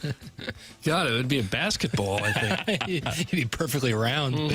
Your good pair of Crocs, the ones you won't mow the yard in. And an Under Armour Freedom t-shirt stretched just enough that the UA logo is starting to crack. A veteran of Hooterville, you know the true airport comings and goings and goings and comings. Ones that people like me who grew up near an airport that wasn't built highway locked had to learn the hard way. Like, it's always best to get dropped off in the arrival lane because the lady in that lane who's built like Tony Saragusa Goose. and has a Brian Bosworth haircut And neck roll. will give you more of a lighter berating. You call it the Hooterville handshake. And that under no circumstances do you ever check a bag because even on its best day, the baggage claim is a 50-50 ball. Cell phone dead and you forgot a charger? No problem. We got a payphone bank next to gate E34 that still accepts pan coins. I'll be flying next Tuesday, so let's meet up near Cinnabon because it'll be top 20 week. I'll be podcasting Sedano and Cap from ESPN LA to see if they improve on last year's major market afternoon show ranking of 14. I bet these two once took a call from a listener who also brokered station time and kept him on hold for so long that he was actively snoring into the phone. Doug, that's from Al, and he's in Dadeville. Al in Dadeville. Ode to the TMA Reddit page. Oh, radiant beacon of incel despair. You blaze with hatred, polluting the air. A symphony of criticism, a cracking delight. Your detest of TMA, igniting the night. Members of the dais get burned in your fiery embrace. Personal attacks on each with unholy grace. You whisper, I'm done, never listening again, yet continue the next morning. Let the disdain begin. Majestic inferno of anonymous hate, so bold, so dire. Long may you smolder, sweet TMA Reddit page dumpster fire. Doug, that's Mitch, and he's over in Richmond Heights. Pretty good poetry. Mitch, he's over there in Richmond Heights. It's refreshing to see rich white women, and it's refreshing to see a 27-year-old so emotionally invested in regular season college basketball. Every time Libby Jack refuses to rank SLU ahead of Mizzou, I think of the Chappelle Show jury selection sketch where the lawyer asked Chappelle if he'll admit OJ more than that likely killed his wife, and Chappelle replies, my blackness won't permit me to make a statement like that. SLU fans should not be triggered by any of this because it really speaks more about how much Mizzou stock Norman Pale's holding in his emotional portfolio than any slight on the Billikens, who themselves still have plenty of work to do between now and Selection Sunday. As the Wolf would tell SLU's fans, let's not start S-ing each other's D's just yet. Oh. Libby Jack's really having a big show between driving himself to work, hanging up on Larry Nickel, breaking the news that this will be Tom Izzo's final season. Sorry, Tom Izzo. Yeah, he's got parents offering up their daughters to him in Destin, and now he's got a 6'1", 205-pound gentleman calling into Workshop Heated Rivalry Season 2, where a pair of men in their late 20s who are too emotionally invested in their own historically underachieving college basketball programs to hold down a relationship end up engaging in a mutual while hitting refresh on Lenore-He's latest bracket projections. Doug, that comes from Buck Swope, DBA, the recessed lady's breast. Buck Swope. Morning, boys. Jackson, easy with all the swinging talk. You've got my lady friends buzzing, and they're barely through bottle two. Stacy says she'll drive you anywhere, has Egyptian cotton sheets, and will bring a friend if you're game. You've got fans, boy. Doug, explain your obsession with me being a man. Sewer worker, walrus, 300-pound guy from Wood River. Creative but wrong. I am none of those, and I'm tired of it. Oh. What will it take? Name it. One day you'll accept the truth. There are at least 6 female TMA listeners. Stay warm, fellas. Still Banty, still a hen, Doug. That's Sharon D. Sharon D. Not a hen, very much a rooster. Long-time lubricator, first-time emailer. The best way to motivate people is by setting high standards, and Tim exceeded that today. But this email is about the first time I saw 2 guys get it on. Oh, Kevin Miller again. It is. You read through it? Yeah. 1982 snowstorm. Bob Arcade, Sullivan, Missouri. Uncle Skip's drinking buddy Tony's bald tires had us stuck. No money for a hotel, but Tony had a plan. He started flirting with Alabama trucker Tank. 3 slow songs later, and we had a Peterbilt sleeper cab. Oh, that doesn't fit 3. Pretty normal dinner until Tank came back to the restaurant in a satin nightie. Oh. Tony couldn't wait, and as they French kissed, Tony just started covering Tank's now bare, sweaty, haired beer belly with a big helping of mashed potatoes. Doug, that's from Amanda, and then the last name is Poke. It's from Kevin Miller. The cold weather streak has been messing with me dreams. Finally, last night, I got a good one. Jackson was starring in the 2 position, the shooting guard along his idols. Current greats like Breonna Stewart, Asia Wilson, Caitlin Clark, and his favorite, Angel Reese. It was something out of a movie. 10 seconds left, Angel Reese gets her own rebound after missing an uncontested layup. Tosses it out to Jackson beyond the arc. The whole team yells, "Fire it, soy boy!"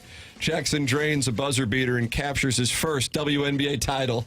He is then carried off the court by his master, Brittany Griner, and placed in a high chair with a warm glass of milk in true soy boy fashion.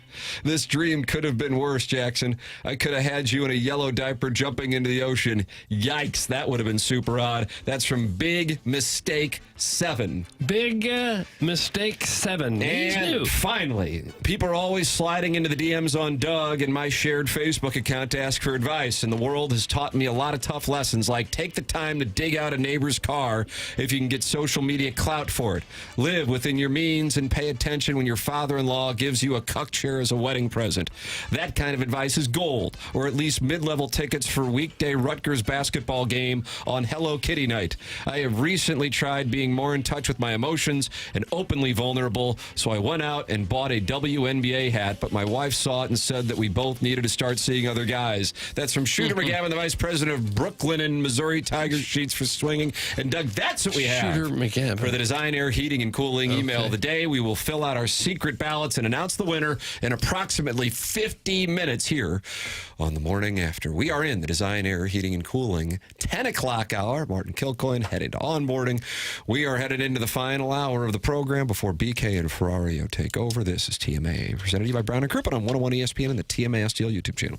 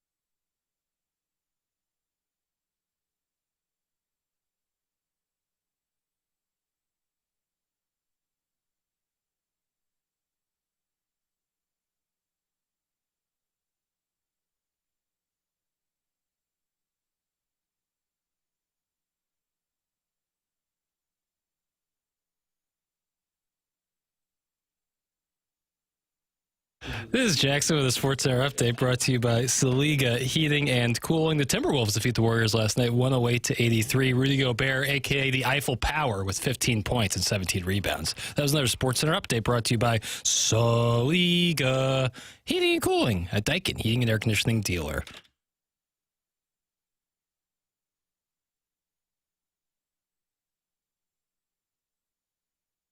Going. The World Series.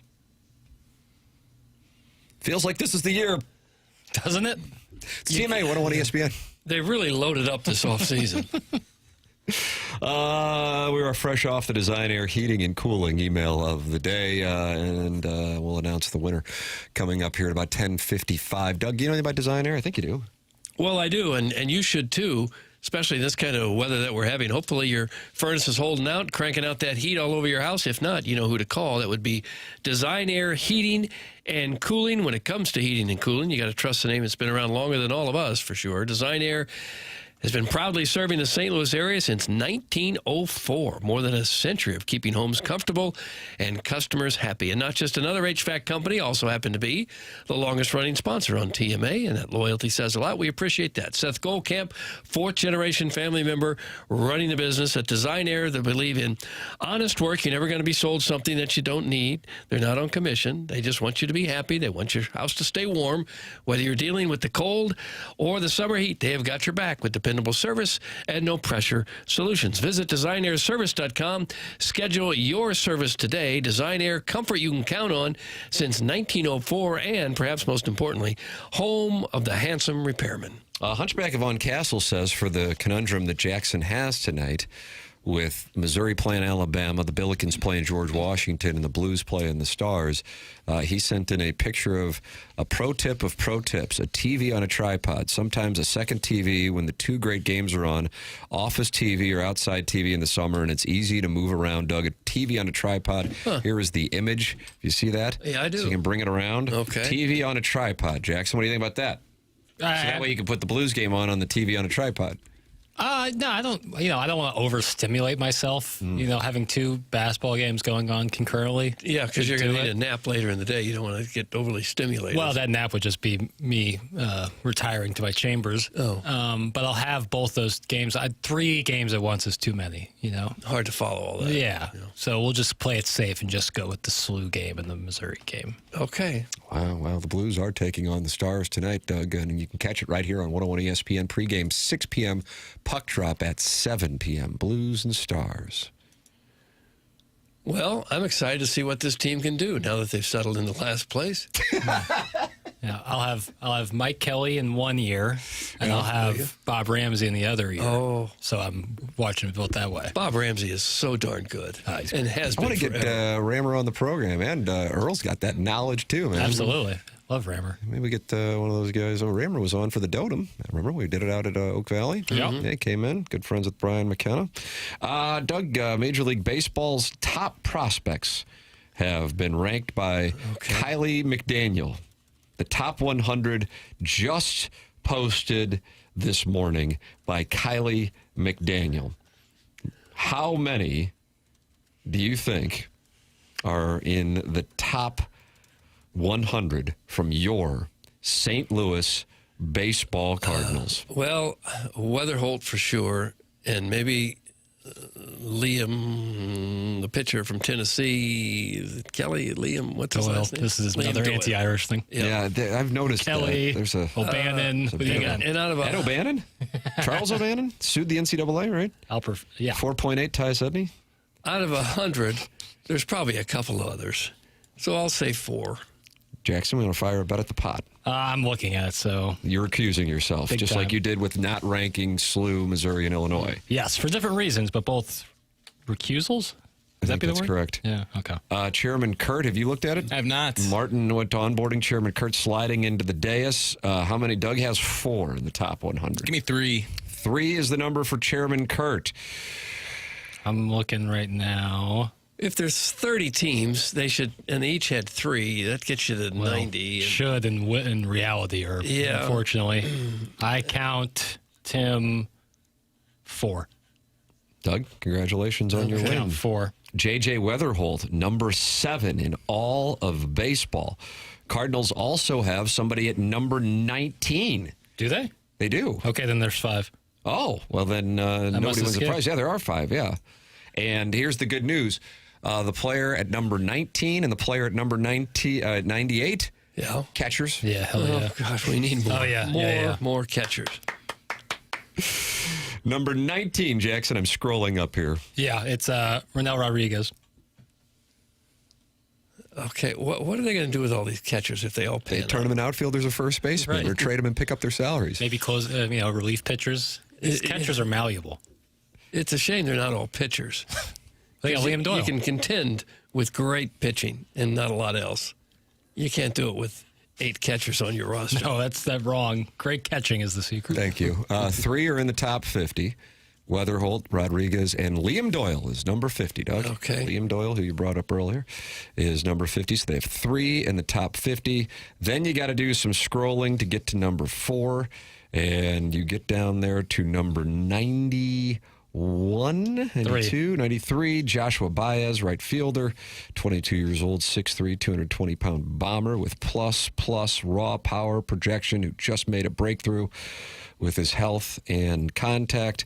And then number 98, Leonardo Bernal, catcher, St. Louis Cardinals, switch-hitting catcher, 21 years old. He is the 98th prospect. The Cardinals with 5 in the top 100. How do you do? I'm fine. We'll see how it goes. What? Number 1 is a Pirate shortstop named Connor Griffin.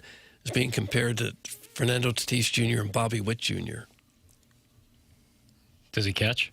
Pirates seem like they're pretty close to having a decent team with all the top prospects they've had here in the last few years. They'll be in pinstripes and Dodger blue in 3 years. Yeah, probably.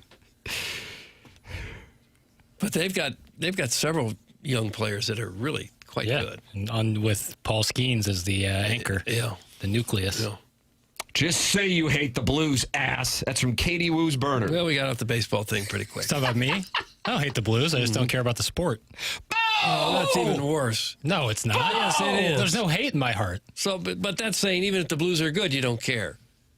Yeah, it's consistent. What do they want? What about when they won the Stanley Cup? I watched every game. I watched every game. 3-1-4, 3-9. You thought Patrick Waugh was in net for the Bruins. That was just bad memory on my part. 3-1-4. I knew it was a funny name. 3-9-9, 9-6-4-6. Doug, it is going to be rough. It's going to be rough. But people are just getting wise that I have a general indifference I think towards the what sport. if they won thing and going to play well. I watched every game when they went to the Stanley Cup. So then you did like the sport? No, not you really. Didn't like watching it? I enjoyed it, yeah. Okay. But I wasn't saying, yeah, some games were really gripping, yeah. Did the Pat Maroon game entertain you at all? That was great. That was a lot of fun. I like that. What about that? The first 8 minutes or so from Jordan Binnington in Game 7. That was awesome. Okay. That was great. About the overtime winner by Carl Boom Boom Gunnarsson. That was great, and especially because I heard about the urinal story beforehand. That was really cool. You like a good urinal story? Yeah, and then against Winnipeg, was that Jaden Schwartz had a big goal, Game 5? Yeah, I remember that. That was fun. Back to baseball for just a brief moment. Did you see the story yesterday? The Giants signed Harrison Bader. Yeah. There were some Cardinal fans hoping that Bader 2-year deal. Signed Good money for Harrison Bader. Yeah, $10 million a year. Yeah, that's good. Good on him. But you do work on the station that is the home of the Blues, Jackson. That's from Cuckleberry Finn. How'd that feel? Who's arguing that? Tim show Libby the door. This is disgraceful. That's from the Gray Summit Gray Goose Guzzler.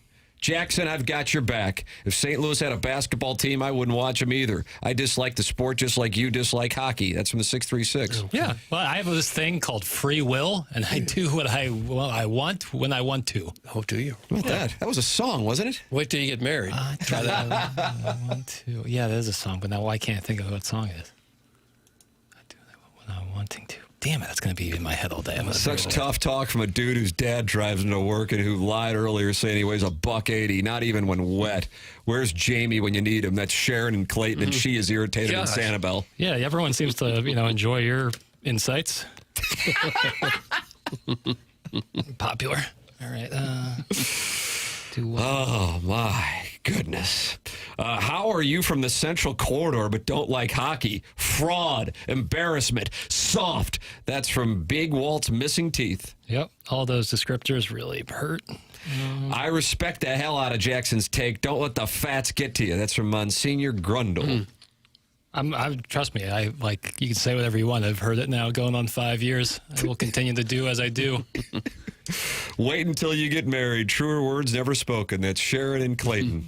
There you go. I do what I want, whenever I want to do it, until you get married. Bad Guy by Billie Eilish. That's what it was. There it is.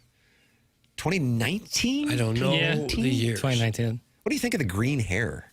I don't particularly care for green hair. She had it, but she was wearing the big green puffy jacket. Yeah. So it kind of all went together. The way she dresses is kind of wild. Screw these mouth breathers, Pagan. Hockey guy's the worst. More NBA, please. That's from Beer Cats. Yeah, but that was backhanded. You called me Pagan. Doug, you'll get there soon enough and land, man. Okay. How does this clown think college basketball is more entertaining than playoff hockey? Dudes jugging up and down the court and flopping around one step short of soccer. It's from Bobby Big Wheels. Wow. In 2007 called, they want their insults back. But it's how can you say, I find it more entertaining? So, I can't really explain that to you because it's a subjective opinion. Are you a fan of rock climbing?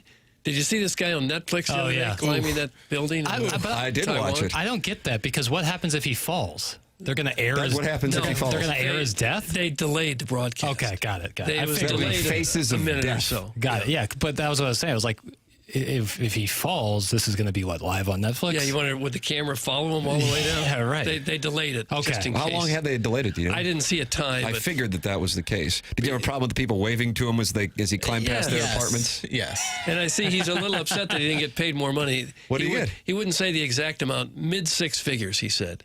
But he says there's baseball players signing deals for $170 million, and he's climbing 1,600-foot buildings for mid six figures. Well, then you should have shopped it around better. Yeah. If the market wasn't there, you can be like Molly Querim and do Zuggalo's boxing or whatever the hell it is.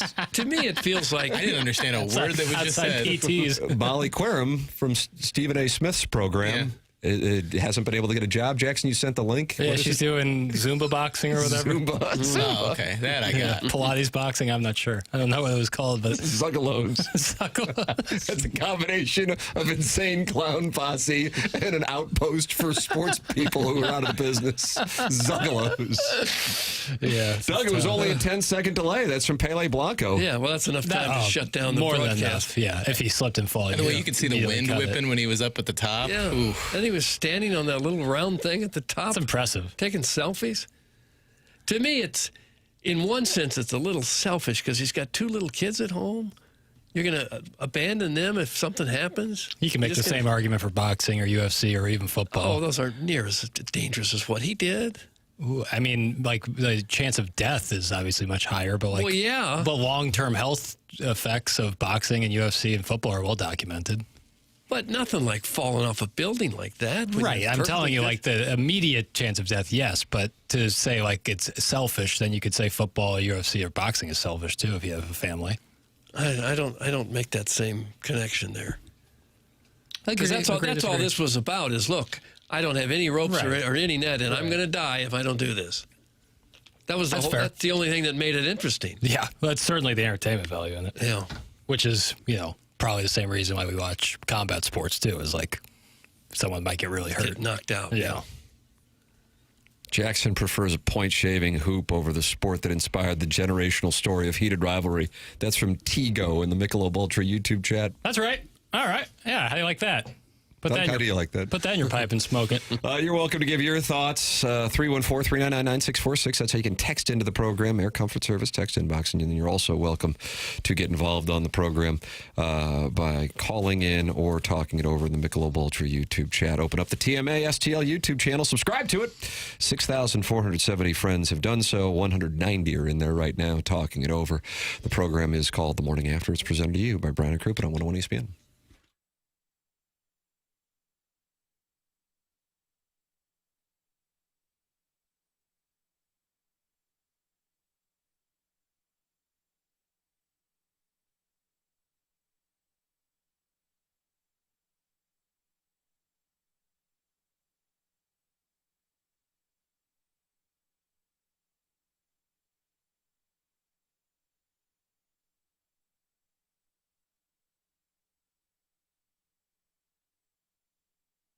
It's last call for football on FanDuel. One final Sunday, one last kickoff, the final chance to place your bets before the NFL season closes its tab. This is Super Bowl 60, and FanDuel is making sure you are in on it. If you're a new customer, bet $5 and get $200 in bonus bets if you win. So, whether you're backing the favorite, riding with the underdog, or building one last same-game parlay, make it count, because after the Super Bowl, the season's over and football is officially done. Jackson, you got to play? Yeah, they got a 30% profit boost today. Yeah, what are you Tim. going with? And it's for parlays. So if you want to have a little fun, going into it that it's a plus money bet. But maybe like Michigan minus 10.5, Missouri plus 10.5, and SLU minus 9.5. Wow. Maybe you like that. That's kind of what I've cooked up a little bit.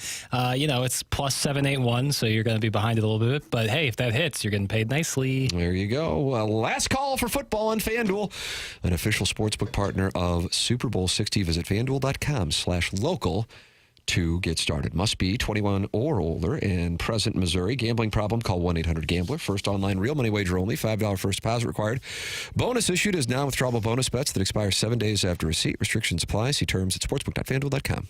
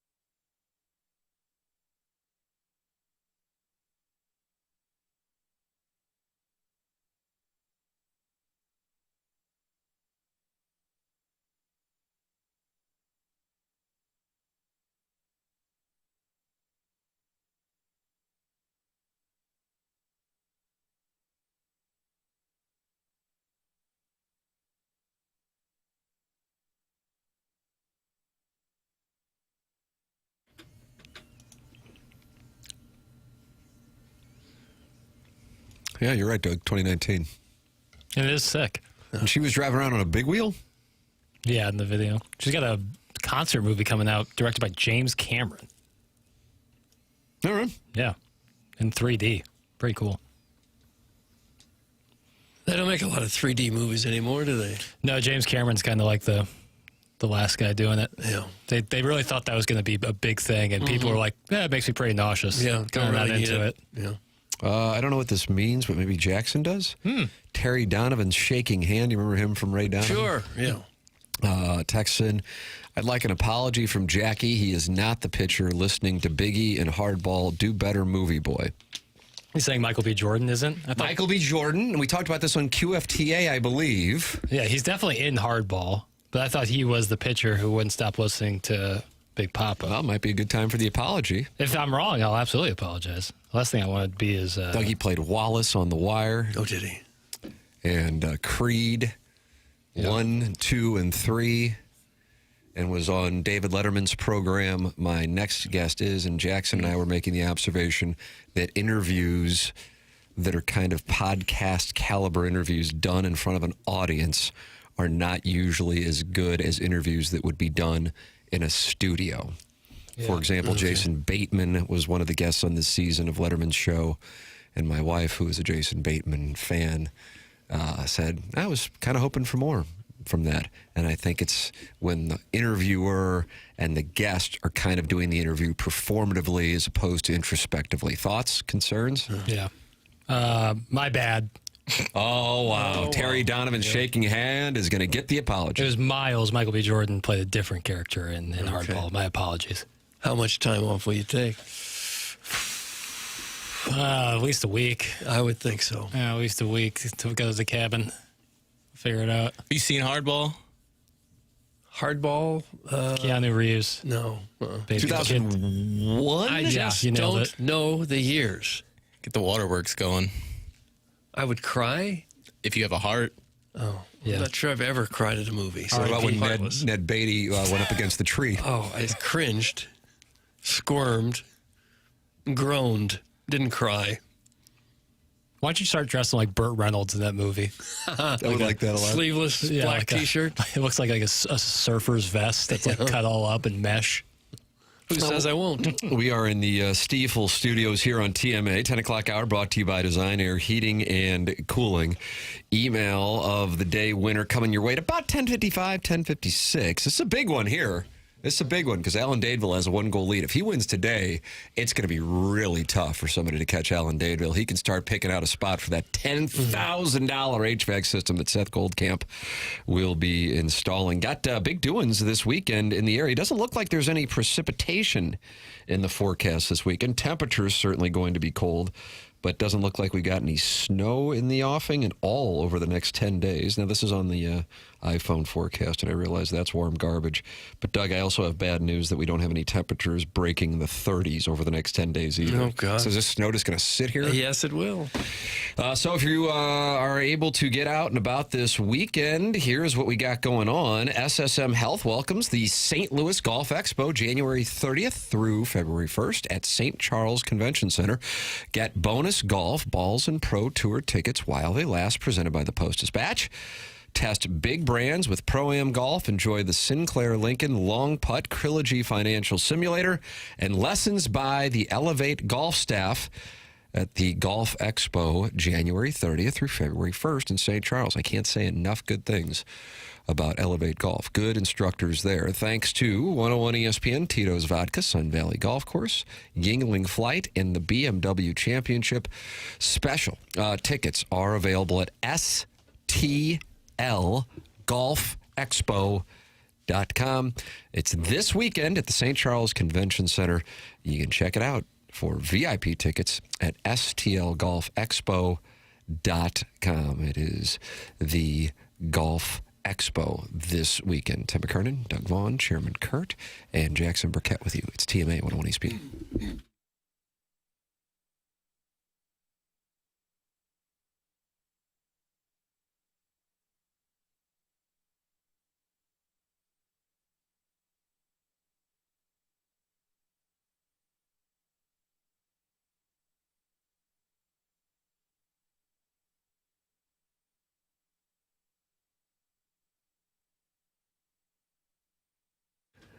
Stiefel is one of the outstanding sponsors on this program. They also sponsor the Cardinals, Blues, Stiefel Theater, Stiefel Charity Classic, and the U.S. National Ski Team. They are all over the place. Stiefel has been a trusted name in finance, headquartered right here in downtown St. Louis since 1890. What do? Pretty much everything money-related. Wealth management, yes. Banking through Stiefel Bank, yes. You own a business? Well, they've got a full-service investment bank for that, too. Basically, if it involves finance, Stiefel has a solution for you. With 12 offices across the St. Louis region and more than 400 nationwide, Stiefel combines local experience with national reach. Unlike many firms, Stiefel isn't bank-owned. They own their own bank, and that independence allows them to focus on one thing, doing what's best for their clients. It's a philosophy that has made Stiefel one of the fastest-growing wealth management firms in the world. Their tagline says it all, where success meets success. Stiefel Nicholas and Company Incorporated, member SIPC and NYSE.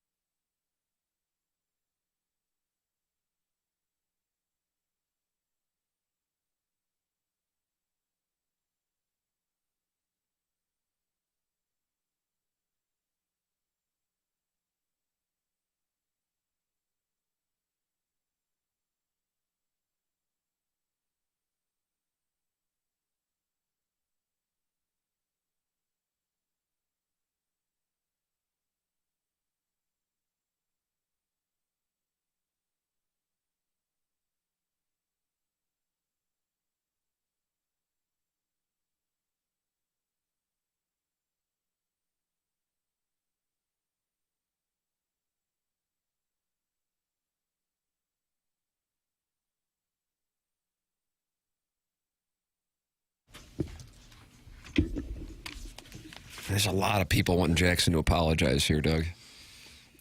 For not liking hockey? Well, that and the hardball thing with Michael B. Jordan. Oh. Yeah, that was tough. I got to be better because that was a formative movie for me growing up. Guys, I watched Miracle this week, and not loving hockey is akin to not loving America. Jackson's a commie. That's from the 314. Feels like Sorry, it's a foreign sport, though. Oh. The sport I love the most, invented right here in the U.S. of A., baby. Baseball. I love baseball, but basketball specifically. Although I think Naismith was Canadian, wasn't he? He was at the University of Kansas when he was from Massachusetts, I think. Yeah, right, because that's why the Hall of Fame's in Springfield. I think he was working at the YMCA in Massachusetts. He's Canadian-American. Yeah, he was Canadian-born, though, Doug. Okay. Well, rats. How about this? Speaking of Miracle. As the Winter Olympics approach, Netflix is preparing to celebrate one of the most famous upsets in the event's history. On Monday, the streaming giant released the first trailer for Miracle, The Boys of 80, a documentary focused on the United States hockey team's unlikely victory over the Soviet Union in the 1980 Winter Olympics semifinals at the height of the Cold War. The trailer features several players from the team, as well as Al Michaels, who famously called the game, discussing the historic upset and the unique circumstances surrounding it. At this point, additional details regarding the documentary, which will be available on Friday, are few and far between. Doug, Words and Pictures, Max Gershberg and Jacob Rogel are listed as the directors on the project, which offers the following synopsis on the Netflix official website. A young hockey team enters the 1980 Olympics as underdogs and emerges as heroes. Their iconic upset unfolds with new footage and firsthand reflections. Obviously, this is hardly the first piece of content to focus on the Miracle on Ice. HBO did one in 2001. I've watched that multiple times. The 2001 Do You Believe in Miracles, the story of the 1980 U.S. hockey team, and ESPN's 2015 30 for 30 of Miracles in Men, and then, of course, the film Miracle, which was made in 2004. But with the Winter Olympics now just weeks away, the timing is ripe for another entry, especially as Netflix continues to increase its sports-related offerings. So you can watch that this Friday. I will watch it. I have to say, sometimes Netflix's quote-unquote documentaries leave me wanting. But that doesn't mean that they all leave me wanting. Some 30 for 30s recently have left me wanting, you know. Yeah, the Untold series is usually pretty good. I don't know if I don't think that's what this is, but that's a Netflix property that I've enjoyed some of their work. The Malice at the Palace one specifically. Yeah, this will connect with a lot of people watching the Winter Olympics, of course. I wonder how much more new information could possibly come out. It's a story that never gets old. You never get tired of hearing about it. That's a classic. Yeah, it's a classic story.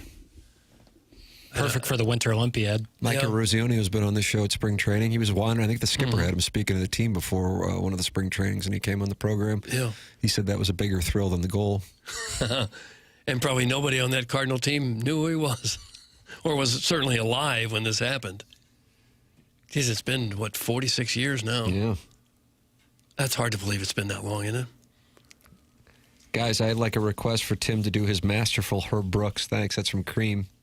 Doug, is that great moments are born from great opportunity? Mm-hmm. And that's what you boys have here tonight. That's what you boys have earned here tonight. Now, was that Kurt Russell or was that Herb Brooks? What are you trying to say? Like my impression's no good? The real Herb Brooks was not such a nice guy. Go to YouTube and look at his interaction with John Kelly before a game if you want to see the real Herb Brooks. Yeah. Great coach, but not a pleasant gentleman. Yeah, that is rough. Mm-hmm. Former Blues broadcaster John Kelly gets a talking to from Herb Brooks. I've seen that. Yeah. Doug, you just blew my mind. It's been 46 years. That's from Hardbodied. Mm-hmm. It doesn't seem like it could possibly be that long ago. I don't know. This might be a dumb question. Did people in the United States, were they able to watch that live? I don't think so. I think they played it on a replay later because it happened like, well, I don't know. I shouldn't say because I just don't remember. So much of the Olympics, happened the other side of the world. Sure. And they play it back 8 hours later. I think so. I think so. But people on Twitter didn't spoil it? There was no Twitter. No. You remember where you were? Yeah, I was working in Rochester, Minnesota. There was Oh, really? kid from Rochester. I was about to on the say team. there had to be some. Eric Strobel was a Rochester right? guy on the team. Yeah. No, it was not televised live in the United States. ABC aired the game on tape delay during its primetime slot on February 22nd, 1980. This also could fall into the chairman's category of I'm not sure if it's a good question or not. But when it happened, was it as big of a deal as it seems like it would be? Yeah, I think it was. Yeah. Because we were kind of still in the Cold War days with Russia. And, yeah, I remember knowing the outcome before actually watching the game. Everyone was thrilled, of course, that when they And it found wasn't out even the gold medal game, correct? No, it was not.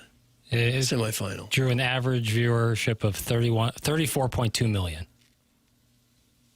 in the tape delay. It was on the radio live, Lisa says. Yeah, that sounds right. Guys, I watched it live. I was 10 years old when it happened. It was played in Lake Placid, New York. Yes, it was. Thank you. It was definitely Lake Placid.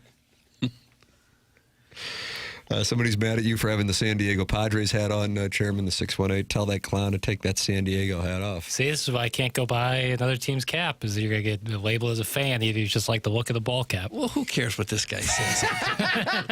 I stand with Schilt. Do you? Stand with Schilt. Well, he doesn't stand there anymore. I got to get a Baltimore hat. Isn't that where he landed? He went somewhere? As like an advisor role or I something? was about to say, I don't know if he's going to be getting an on-field gig anytime soon.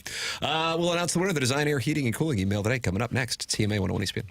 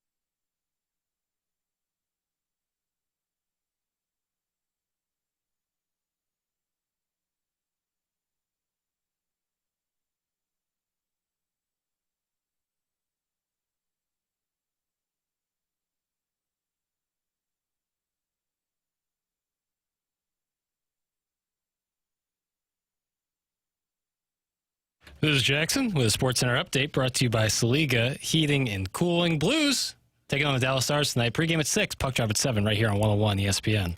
That's our SportsCenter update brought to you by Saliga Heating and Cooling, a Daikin heating and air conditioning dealer.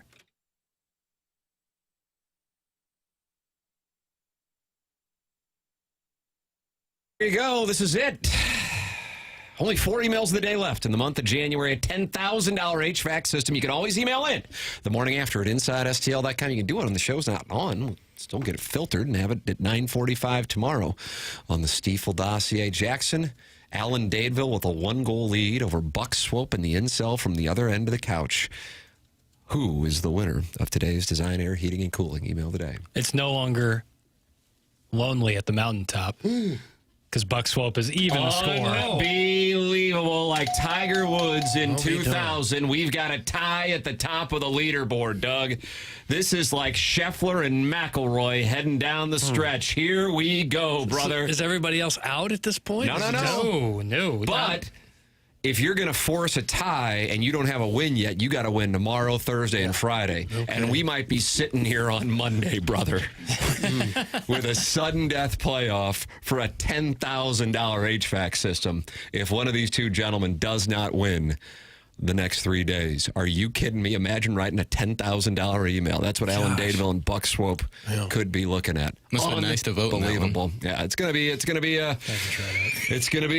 battle, and we'll have more as the $10,000 HVAC is on the line in a tie with Buck Swope and Allen Dadeville. BK and Ferrario are up next. For Jackson Burkett, for Chairman Kurt, for Martin Kilcoyne, for Brother Kevin, for Douglas Sullivan, Vaughn, I am Tim McKernan. This has been the Morning After, presented to you by Brown and Crouppen on 101 ESPN from the Stiefel Studios on the TMA STL YouTube channel.